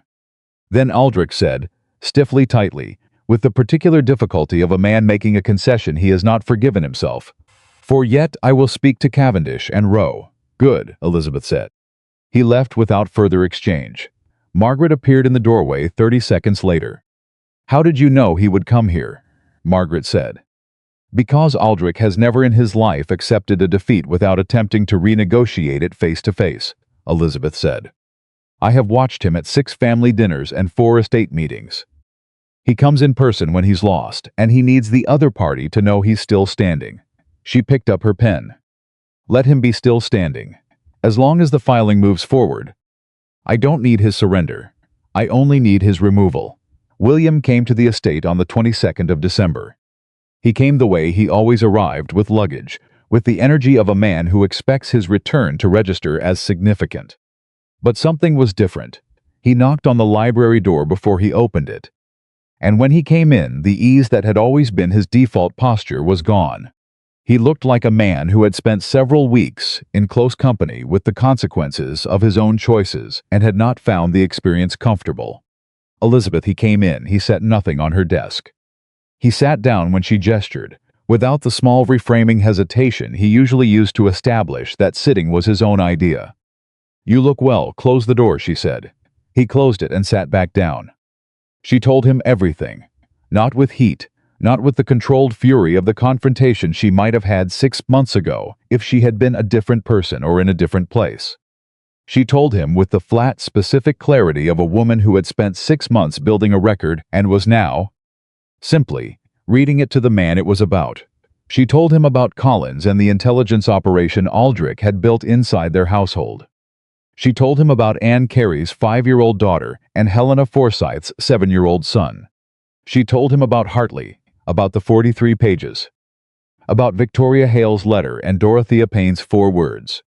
She told him about the counter motion and Cavendish and Rowe, and the parlor maid, and the stay motion that had arrived and collapsed, and the conversation with Aldrich 3 days ago.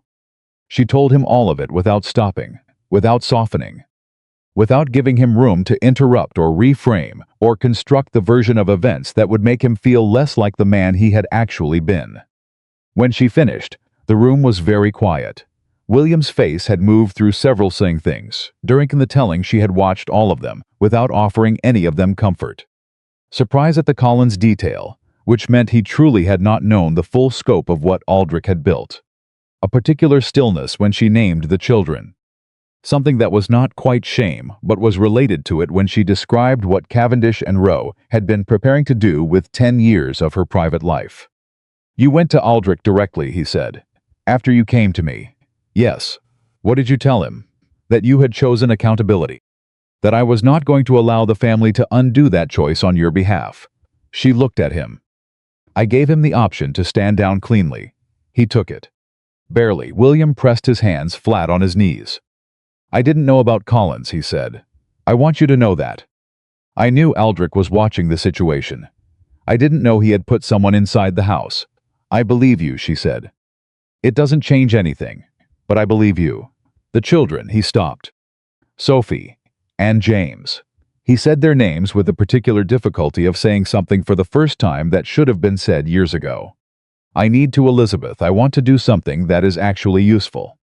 Not a settlement, not a payment. Something that acknowledges that they exist. She looked at him steadily. Then do it, she said. Not for the record, not because I've told you it should be in the proceeding. Because it is the right thing and you know it. He nodded. He left the library. She heard him in the hallway speaking to Edward, who had come in from the east field, and she heard her son's voice surprised. Then guarded, then slowly, incrementally, something that was not warmth but was the beginning of a door left slightly open. She did not go out. She opened the journal. She wrote for 20 minutes. At the bottom of the page she wrote, he said the children's names. He said them like they cost him something. They should cost him something. That is what makes it real. The conversation with Edward and Clara happened the following evening. William was there. He had the diminished look of a man who had not slept and who had spent the hours confronting himself with insufficient preparation. Edward came in first, measured and careful. Clara came in and went to her father and embraced him. And William held his daughter with the grip of a man, only now understanding what 6 months of carelessness had cost. "You're thinner," Clara said, pulling back. "Paris has fewer decent breakfasts than Yorkshire." The joke landed flat in a room that had no capacity for it. They sat. Elizabeth positioned herself across from William. Deliberate, the children needed to see two separate people, not a united front. "Your father and I are going to be legally separating in the new year," Elizabeth said. No preamble. No softening. The decision is as. It is the result of things that have been happening for a long time, which I have spent the past several months addressing properly. Clara's hand went to her mouth. Edward looked at his father. "Did you know this was coming?" "I know now," William said. "I should have known sooner. That is on me." Clara dropped her hand. "How long have you known, Mother?" "How long have you been since June?" Elizabeth said. "The entire summer." Edward's voice was not accusatory. It was the grief of realizing how much someone you love has been carrying quietly. "You should have told us sooner, perhaps," Elizabeth said. "I made the decision I thought was right." "You are allowed to disagree." Clara stood and walked out. Elizabeth let her go. Edward looked at his father. "The children," he said quietly. "The ones in the documentation," he said it as fact, not question. William went still. "I found the journal," Edward said. 3 weeks ago. I was looking for the estate ledger from 1880. I found the alcove." He looked at his mother. "I stopped. But I read enough."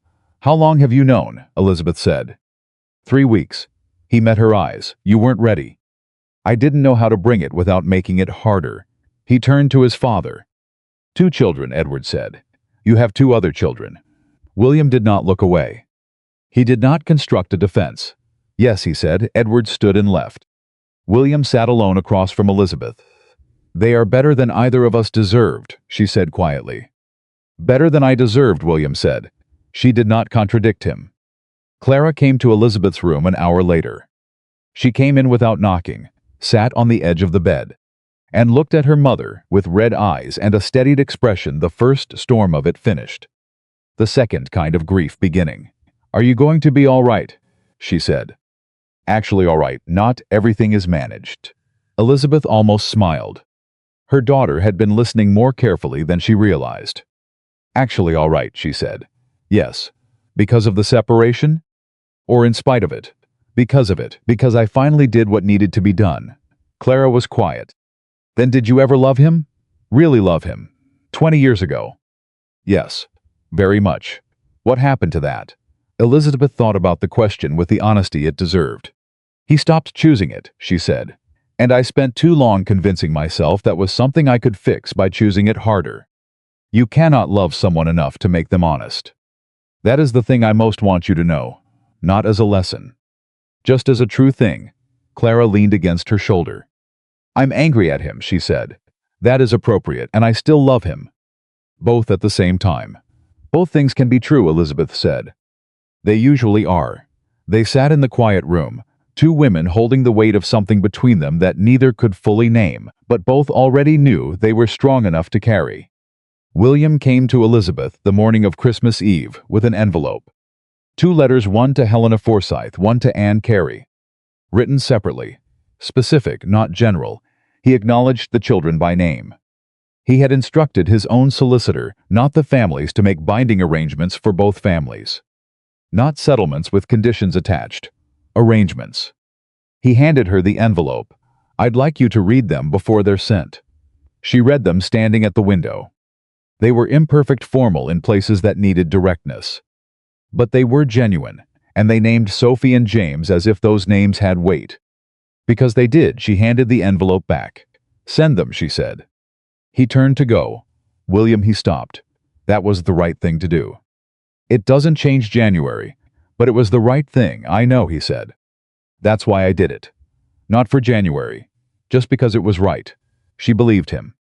And she let him have it. January 7th. Hartley filed the petition at 9 in the morning. By midday, William's family solicitor, not Cavendish and Rowe, who had been quietly released from the engagement the week prior, had indicated that His Grace wished to discuss terms rather than contest. The counter-motion had been formally withdrawn. The stay request had never been refiled. Aldrich Ashbourne had, in the end, accepted what he could not change. The way men like him always eventually accepted things quietly, without acknowledgement, as if the battle had simply been worth his time. Elizabeth received Hartley's report in the morning room. "He did not fight it," Hartley said. "Any of the primary grounds?" "No," she said. "He wouldn't. They will negotiate the settlement terms rather than contest." "That is, my lady, given what they attempted in the first 2 weeks of January. That is a significant reversal." "It is," she said. "Keep moving." She stood and picked up her coat. "My lady," Hartley said. He paused. Not in his professional capacity, she could hear the difference. "What you did when you went to William directly, and then to Aldrich." Without counsel, without a strategy on paper, he stopped. "That was not a legal maneuver. That was something else. It was the truth," Elizabeth said. "Told directly to the people who needed to hear it. Sometimes that is the only strategy that works." She left. Outside, January was cold and clear and entirely itself. And somewhere in the estate, Edward was reviewing the spring accounts. And Clara was writing to a solicitor in London about law programs for women. And in a modest house north of London, a boy named James was asking his mother a question she was finally going to be able to answer honestly. And Elizabeth Ashbourne walked through the door of her own home, the home she had built and tended and protected for 20 years, and she did not feel like a woman who had survived something. She felt like a woman who had decided something. That was the whole difference. That had always been the whole difference. The petition was public by the 10th of January. Not the full record, not yet, but enough. The filing itself was a matter of court record, which meant within 48 hours the information had moved from legal channels into the rapid current of London society that carried news of this kind faster than any newspaper. By the 12th, 14 letters had arrived at Ashbourne Estate. 3 from genuine friends offering support without condition. 4 from social acquaintances whose words said the right things, but whose tone carried the careful distance of people reassessing their proximity to an inconvenient situation. 2 from members of William's extended family, politely worded, unmistakably designed to suggest that even now a private resolution was preferable. 1 from Lady Ashford, 3 pages of vigorous solidarity. 1 from Helena Forsyth. 1 from Anne Carey. And 1 with no return address that Elizabeth did not recognize until she opened it. 4 words in Dorothea Payne's handwriting. "She is doing well." Elizabeth read those 4 words 3 times. She placed the letter between 2 journal pages from October and closed it without ceremony.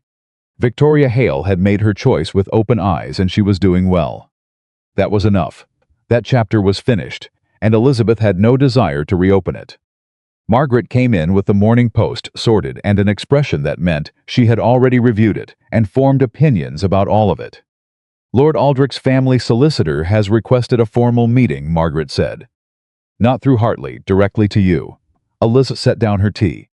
"He can make the request in writing, through proper channels. He specified it was urgent." "Everything Aldrich considers important is urgent," Elizabeth said. "That has never once made it so. Tell him to write to Hartley." Margaret almost smiled. "Yes, my lady." The household moved around her with the steady rhythm it had maintained since June, the rhythm of a woman who ran a 600-acre estate with one hand and had built a legal case with the other, who still made sure Clara's watercolor tutor was paid on time, and the East Garden wall inspection was on the March calendar. The rhythm did not stop because William's family was uncomfortable. It did not stop because London was talking. It was her household. It had always been her household.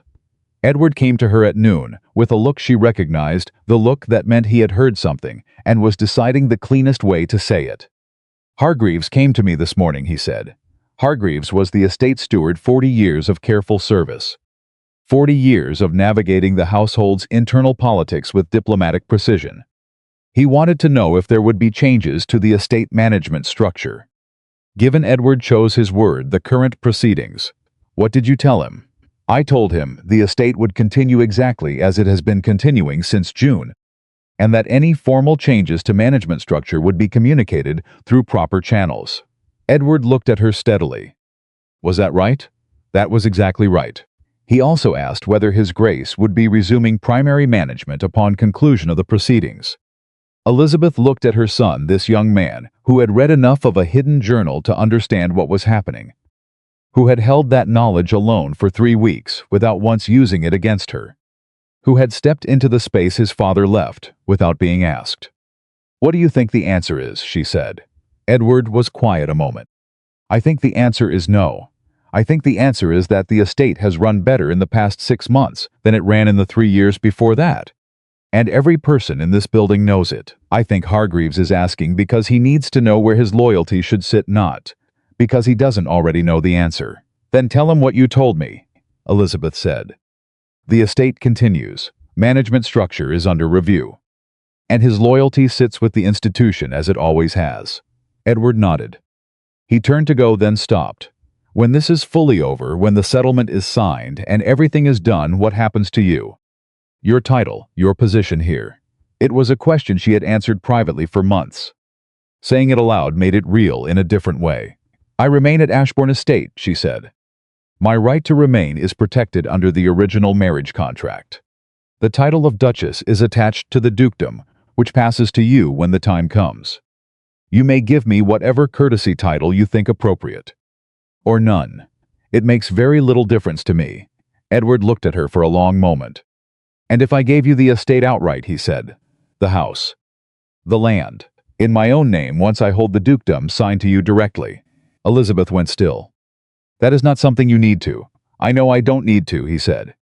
"I'm asking if you want it." She looked at her son. This person she had made and raised and protected through 20 years of a household that had not always deserved him. And she felt something she had not felt in a very long time, not gratitude exactly, but something larger, the feeling of being seen clearly by someone who had every reason to look away. "Ask me again in a year," she said, "when everything has settled and I've had time to want things again." He accepted that the way he accepted most things, cleanly, without pressing. He left with the estate ledger under his arm. She sat with his question long after his footsteps faded down the hall. Hartley came on the 1st of February with the initial results of the first hearing, and the news moved faster than she had anticipated. William had instructed his counsel not to contest the primary grounds. The acknowledgement of aggravated adultery was formal and on record. The financial misconduct documentation was accepted without challenge.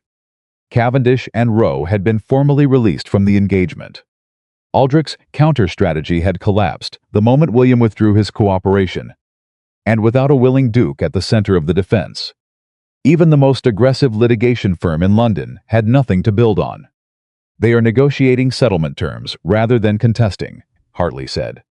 He was watching her face with the careful attention he had developed over 12 months of watching her absorb information without performing a reaction. Given what they attempted in the first 2 weeks of January, this is a significant reversal. "It is," Elizabeth said. "Keep moving.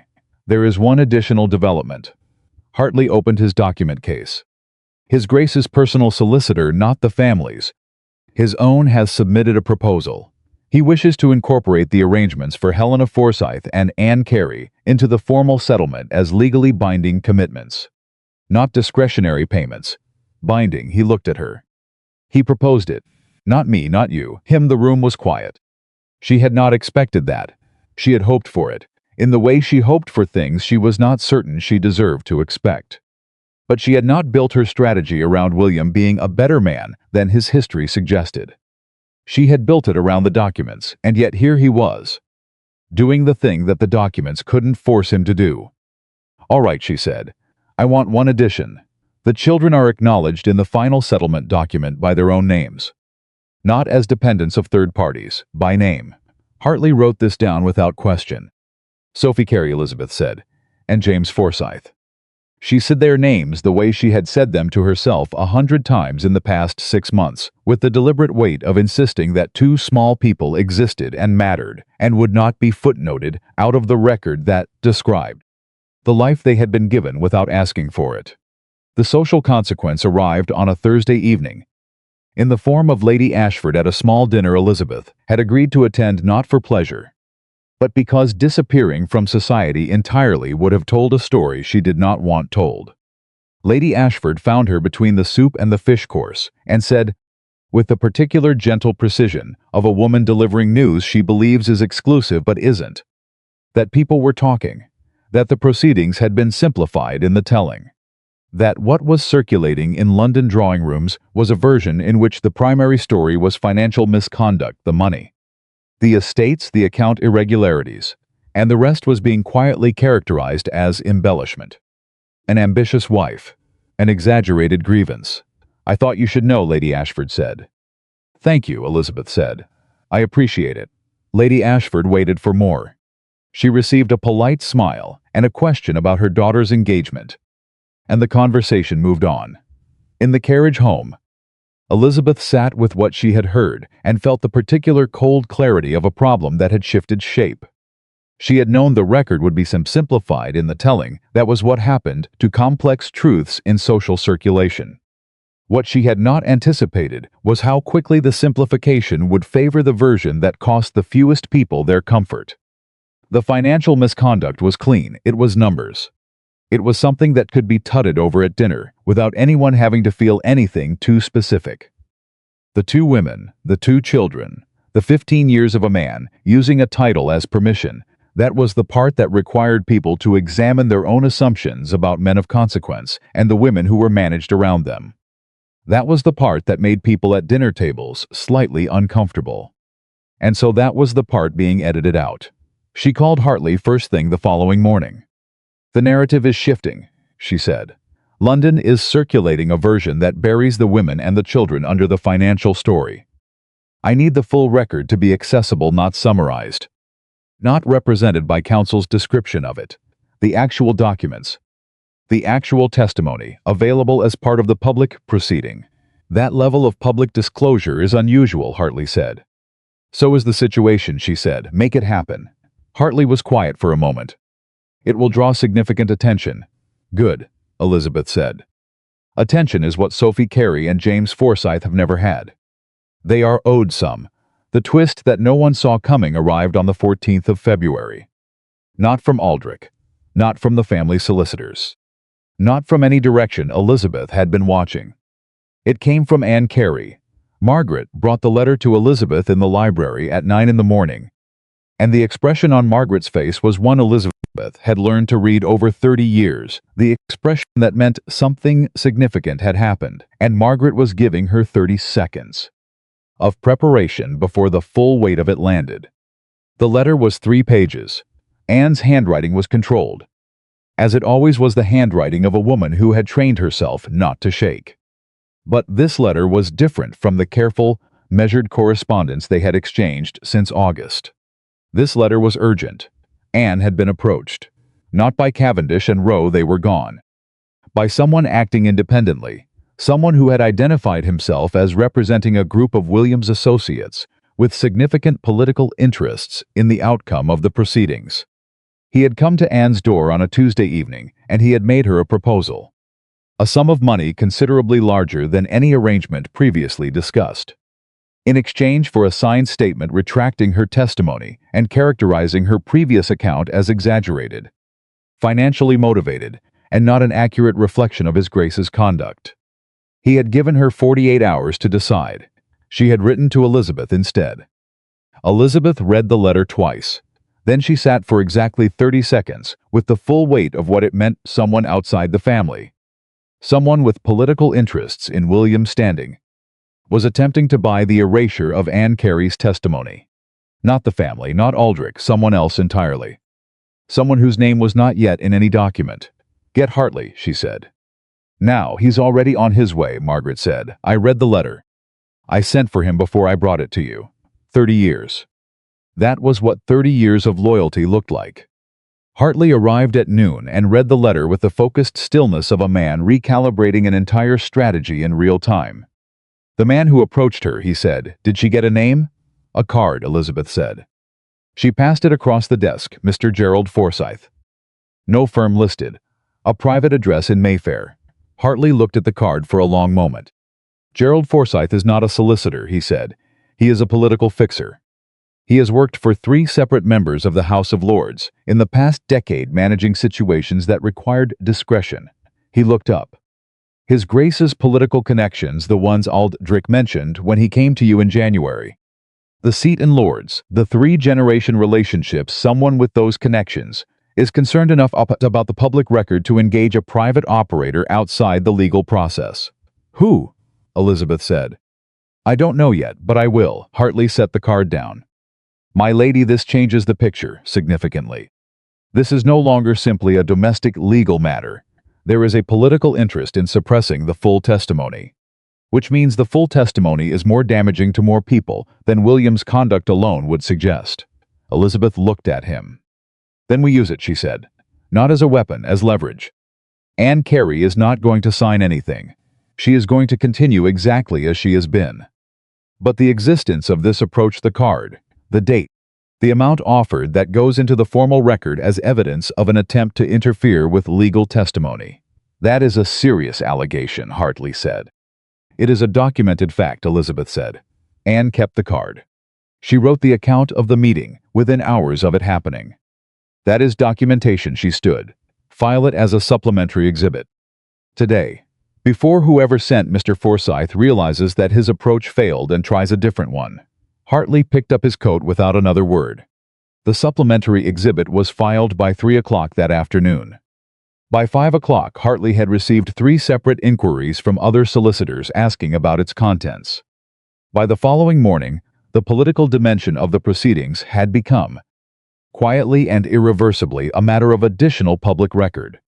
The man who had sent Gerald Forsyth never identified himself. He did not need to. The existence of the approach was enough to establish that the testimony being offered was considered significant by people with reasons to suppress it, which was the most effective endorsement its credibility could have received. William came to the estate one final time in the last week of February. Not to stay to collect the last of his personal belongings. His books, his private correspondence, 2 items from his father he had genuine attachment to. He came on a Thursday morning, and Elizabeth received him in the entrance hall. And they stood on the marble floor she had chosen and looked at each other in the way of 2 people who have reached the end of a long thing and are taking a moment to acknowledge that the length of it mattered. "The children," he said. "I'll be in York through the spring. If they want to visit, if they want to," she said. "That is their decision." He nodded. Then he said something she had not expected. "I heard from Helena yesterday. She wrote to say that James asked about me." He stopped. She didn't know what to tell him. She asked what I thought she should say. Elizabeth looked at him. "What did you tell her?" "I told her to tell him the truth," William said. "That his father made choices that were wrong and is trying to be better. That it is not James's fault and has nothing to do with his value." He looked at Elizabeth with an expression she recognized from very long ago, the expression of a man being honest without calculation. "I don't know if that was the right answer." "It was the right answer," she said. "It was the only true thing to say." He nodded again. He turned to go, then stopped. "I know I don't have the right to ask you anything," he said. "But I want to ask one thing." She waited. "When Edward takes the dukedom, when he holds all of this," William paused. "Will you let him be better than I was? Will you let him try without the weight of what I did following him into every room?" It was the most selfless question he had asked in 20 years. She believed that he meant it, which made it harder and simpler at the same time. "Edward," she said, is already better than you were at his best. That is not something you need to manage or protect or arrange. That is simply who he is. She looked at her husband of 20 years, for what she understood was the last time they would stand in the same room without lawyers present. What you can do is show him that a man can acknowledge a failure completely and still build something honest afterward. That is the thing he needs to see from you, not absolution. Evidence. William looked at her for a long time. You were always the more capable person in this marriage, he said. I think it frightened me. I think I confused frightened with not needed. I know, she said. He left. She stood in the entrance hall and listened to the carriage move down the drive, the same gravel. The same diminishing rhythm, the same sound it had made when he left for Paris 7 months ago. But this time she did not watch from the doorway. She turned around and walked back into her own house, and did not look back once. The formal proceedings concluded on the 14th of May. No courtroom drama, no scene of public reckoning. It concluded the way properly prepared things conclude in documents. In signatures, in the dry language of legal finality that carries no interest in the emotional weight it holds. Elizabeth received the final document at 10 in the morning. She read it. The terms were exactly what had been agreed. She signed where Hartley indicated. She thanked him, and meant it completely, and he accepted the thanks with the same precision with which he had accepted every instruction she had given him across 12 months. She went home. She went directly to the library. She took the journal from the alcove, the leather journal, with a year of dates and facts, and 2 children's names, and a line that said he taught me strategy without meaning to, and she held it for a moment. Then she put it back. It was a record. It would remain a record.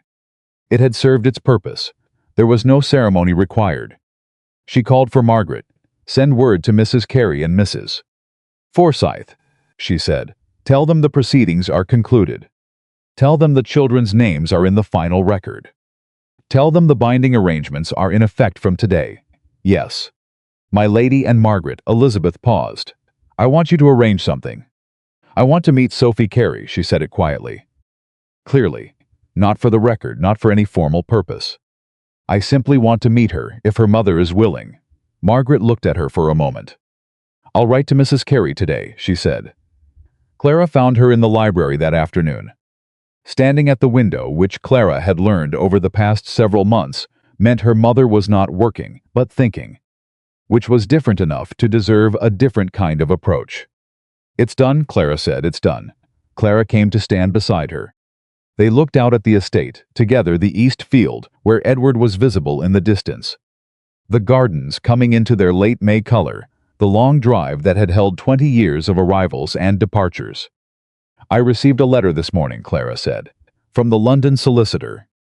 The one I wrote to in January about law programs. She paused. And Elizabeth could hear in that pause the particular breathless quality of someone holding something they are almost afraid to say, in case saying it makes it less real. There is a program developing at the London School of Economics. It is preliminary. It is not formal admission. But they have agreed to correspond with me about the curriculum and what preparation would be required. Elizabeth turned to look at her daughter. Clara's face was doing the thing it had not done since before June, the unguarded thing. The expression she had before she learned to manage what she felt in front of people. It's possible, Clara said. I told you it would be, Elizabeth said. You said we would arrange it. I am a woman of my word. Clara laughed. A real laugh, sudden and undefended, filling the library with a sound Elizabeth had been waiting months to hear again. It was the laugh of a girl who had gone through something hard and come out the other side still capable of joy. Which was not a small thing. It was, Elizabeth thought, the most important thing. She pulled her daughter close. They stood at the window together, the woman who had spent 20 years being a duchess, and the girl who was going to spend the next 20 becoming something that did not yet have a name, but was already clearly, unmistakably herself. 3 weeks later, on a warm afternoon in early June, Elizabeth met Sophie Carey for the first time. Anne Carey brought her to Hartley's office, neutral ground. No servants, no titles, just 2 women and a small girl who had her father's dark eyes and her mother's careful hands, and absolutely no idea that the woman sitting across from her had spent the better part of a year making sure her name appeared in Legal document that would outlast everyone in the room. Sophie was 5 years old. She was wearing a blue dress. She carried a small cloth rabbit with one ear slightly longer than the other. She looked at Elizabeth with the direct, unself-conscious gaze of a child who has not yet learned that some adults require careful management. "Mama says you are an important lady," Sophie said. "Your mother is very kind," Elizabeth said. "Are you a queen?" Anne started to correct her. Elizabeth held up a hand gently. "No," Elizabeth said. "I am not a queen. I am just someone who wanted to meet you." Sophie considered this with the gravity of a 5-year-old weighing information of consequence. "Because of Papa," she said. The room was very still. Anne's breath caught. Elizabeth held Sophie's gaze without flinching and without giving the question more weight than the child had placed on it. "Because you are Sophie," Elizabeth said, "and I thought it was time we knew each other." Sophie accepted this with the clean pragmatism of a child for whom that was simply a sufficient answer. She held out the rabbit. "His name is George," she said. "He's missing an ear, but Mama says that means he's been loved extra." Elizabeth looked at the rabbit. She looked at Anne, whose eyes were full of something she was working hard to contain. She looked back at Sophie. "George sounds very brave," she said. Sophie nodded seriously and took the rabbit back. They sat together for 40 minutes. Elizabeth learned that Sophie liked strawberries and did not like porridge and was learning her letters and could already write her own name. She learned that Sophie slept with George every night and had a friend named Cecily who had a cat. She learned nothing about William in those 40 minutes. Nothing about the case, or the documents, or the year of work that had brought them to this room, because none of that was Sophie's to carry, and none of it was why Elizabeth had asked to come. She had come because Sophie's name was in a record now. Because she existed in a document that acknowledged her without apology. And Elizabeth had needed to look at the reason that mattered and find that it was a real child with rabbit named George and strawberry preferences and her father's eyes, and let that be what it was. Not a symbol, not a consequence, a person. When they stood to leave, Anne Carey took Elizabeth's hand and held it the same way she had held it in the morning room 8 months ago, a moment longer than formality required. "Thank you," Anne said. "Not for the arrangements, not for the legal work, not for anything that could be itemized. Just thank you." In the tone of someone who means the whole of it. "She is remarkable," Elizabeth said. "Raise her to know it, I intend to," Anne said. Sophie tugged her mother's sleeve, ready to go, unconcerned with the weight of what had just passed between the two women above her head. She waved at Elizabeth with the complete unself-consciousness of a child who had decided, in the clear, uncomplicated way of children, that this was a person worth waving at. Elizabeth waved back.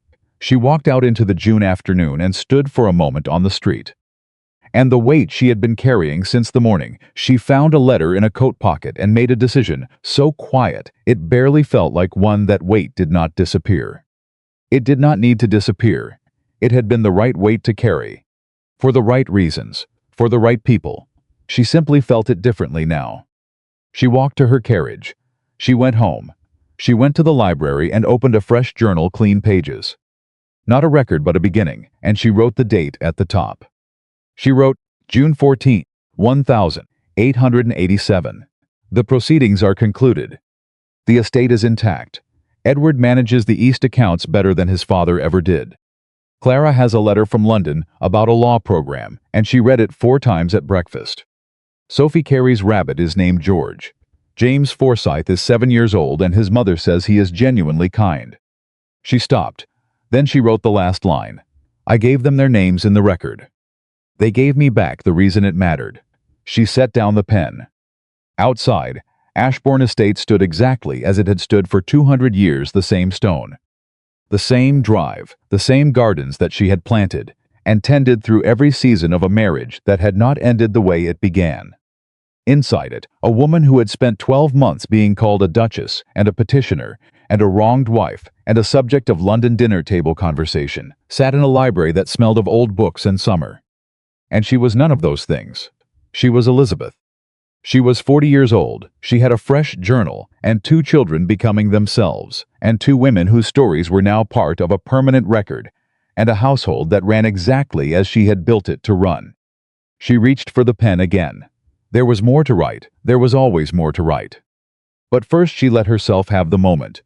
The specific, irreplaceable, hard-won moment of a woman sitting in her own house, on her own terms, with her own pen in her hand. She had not come this far by waiting to be given her life back. She had taken it document by document, decision by decision, name by name, and she had given it to herself. That was how it had always been going to end. She had simply needed to be the one to write it.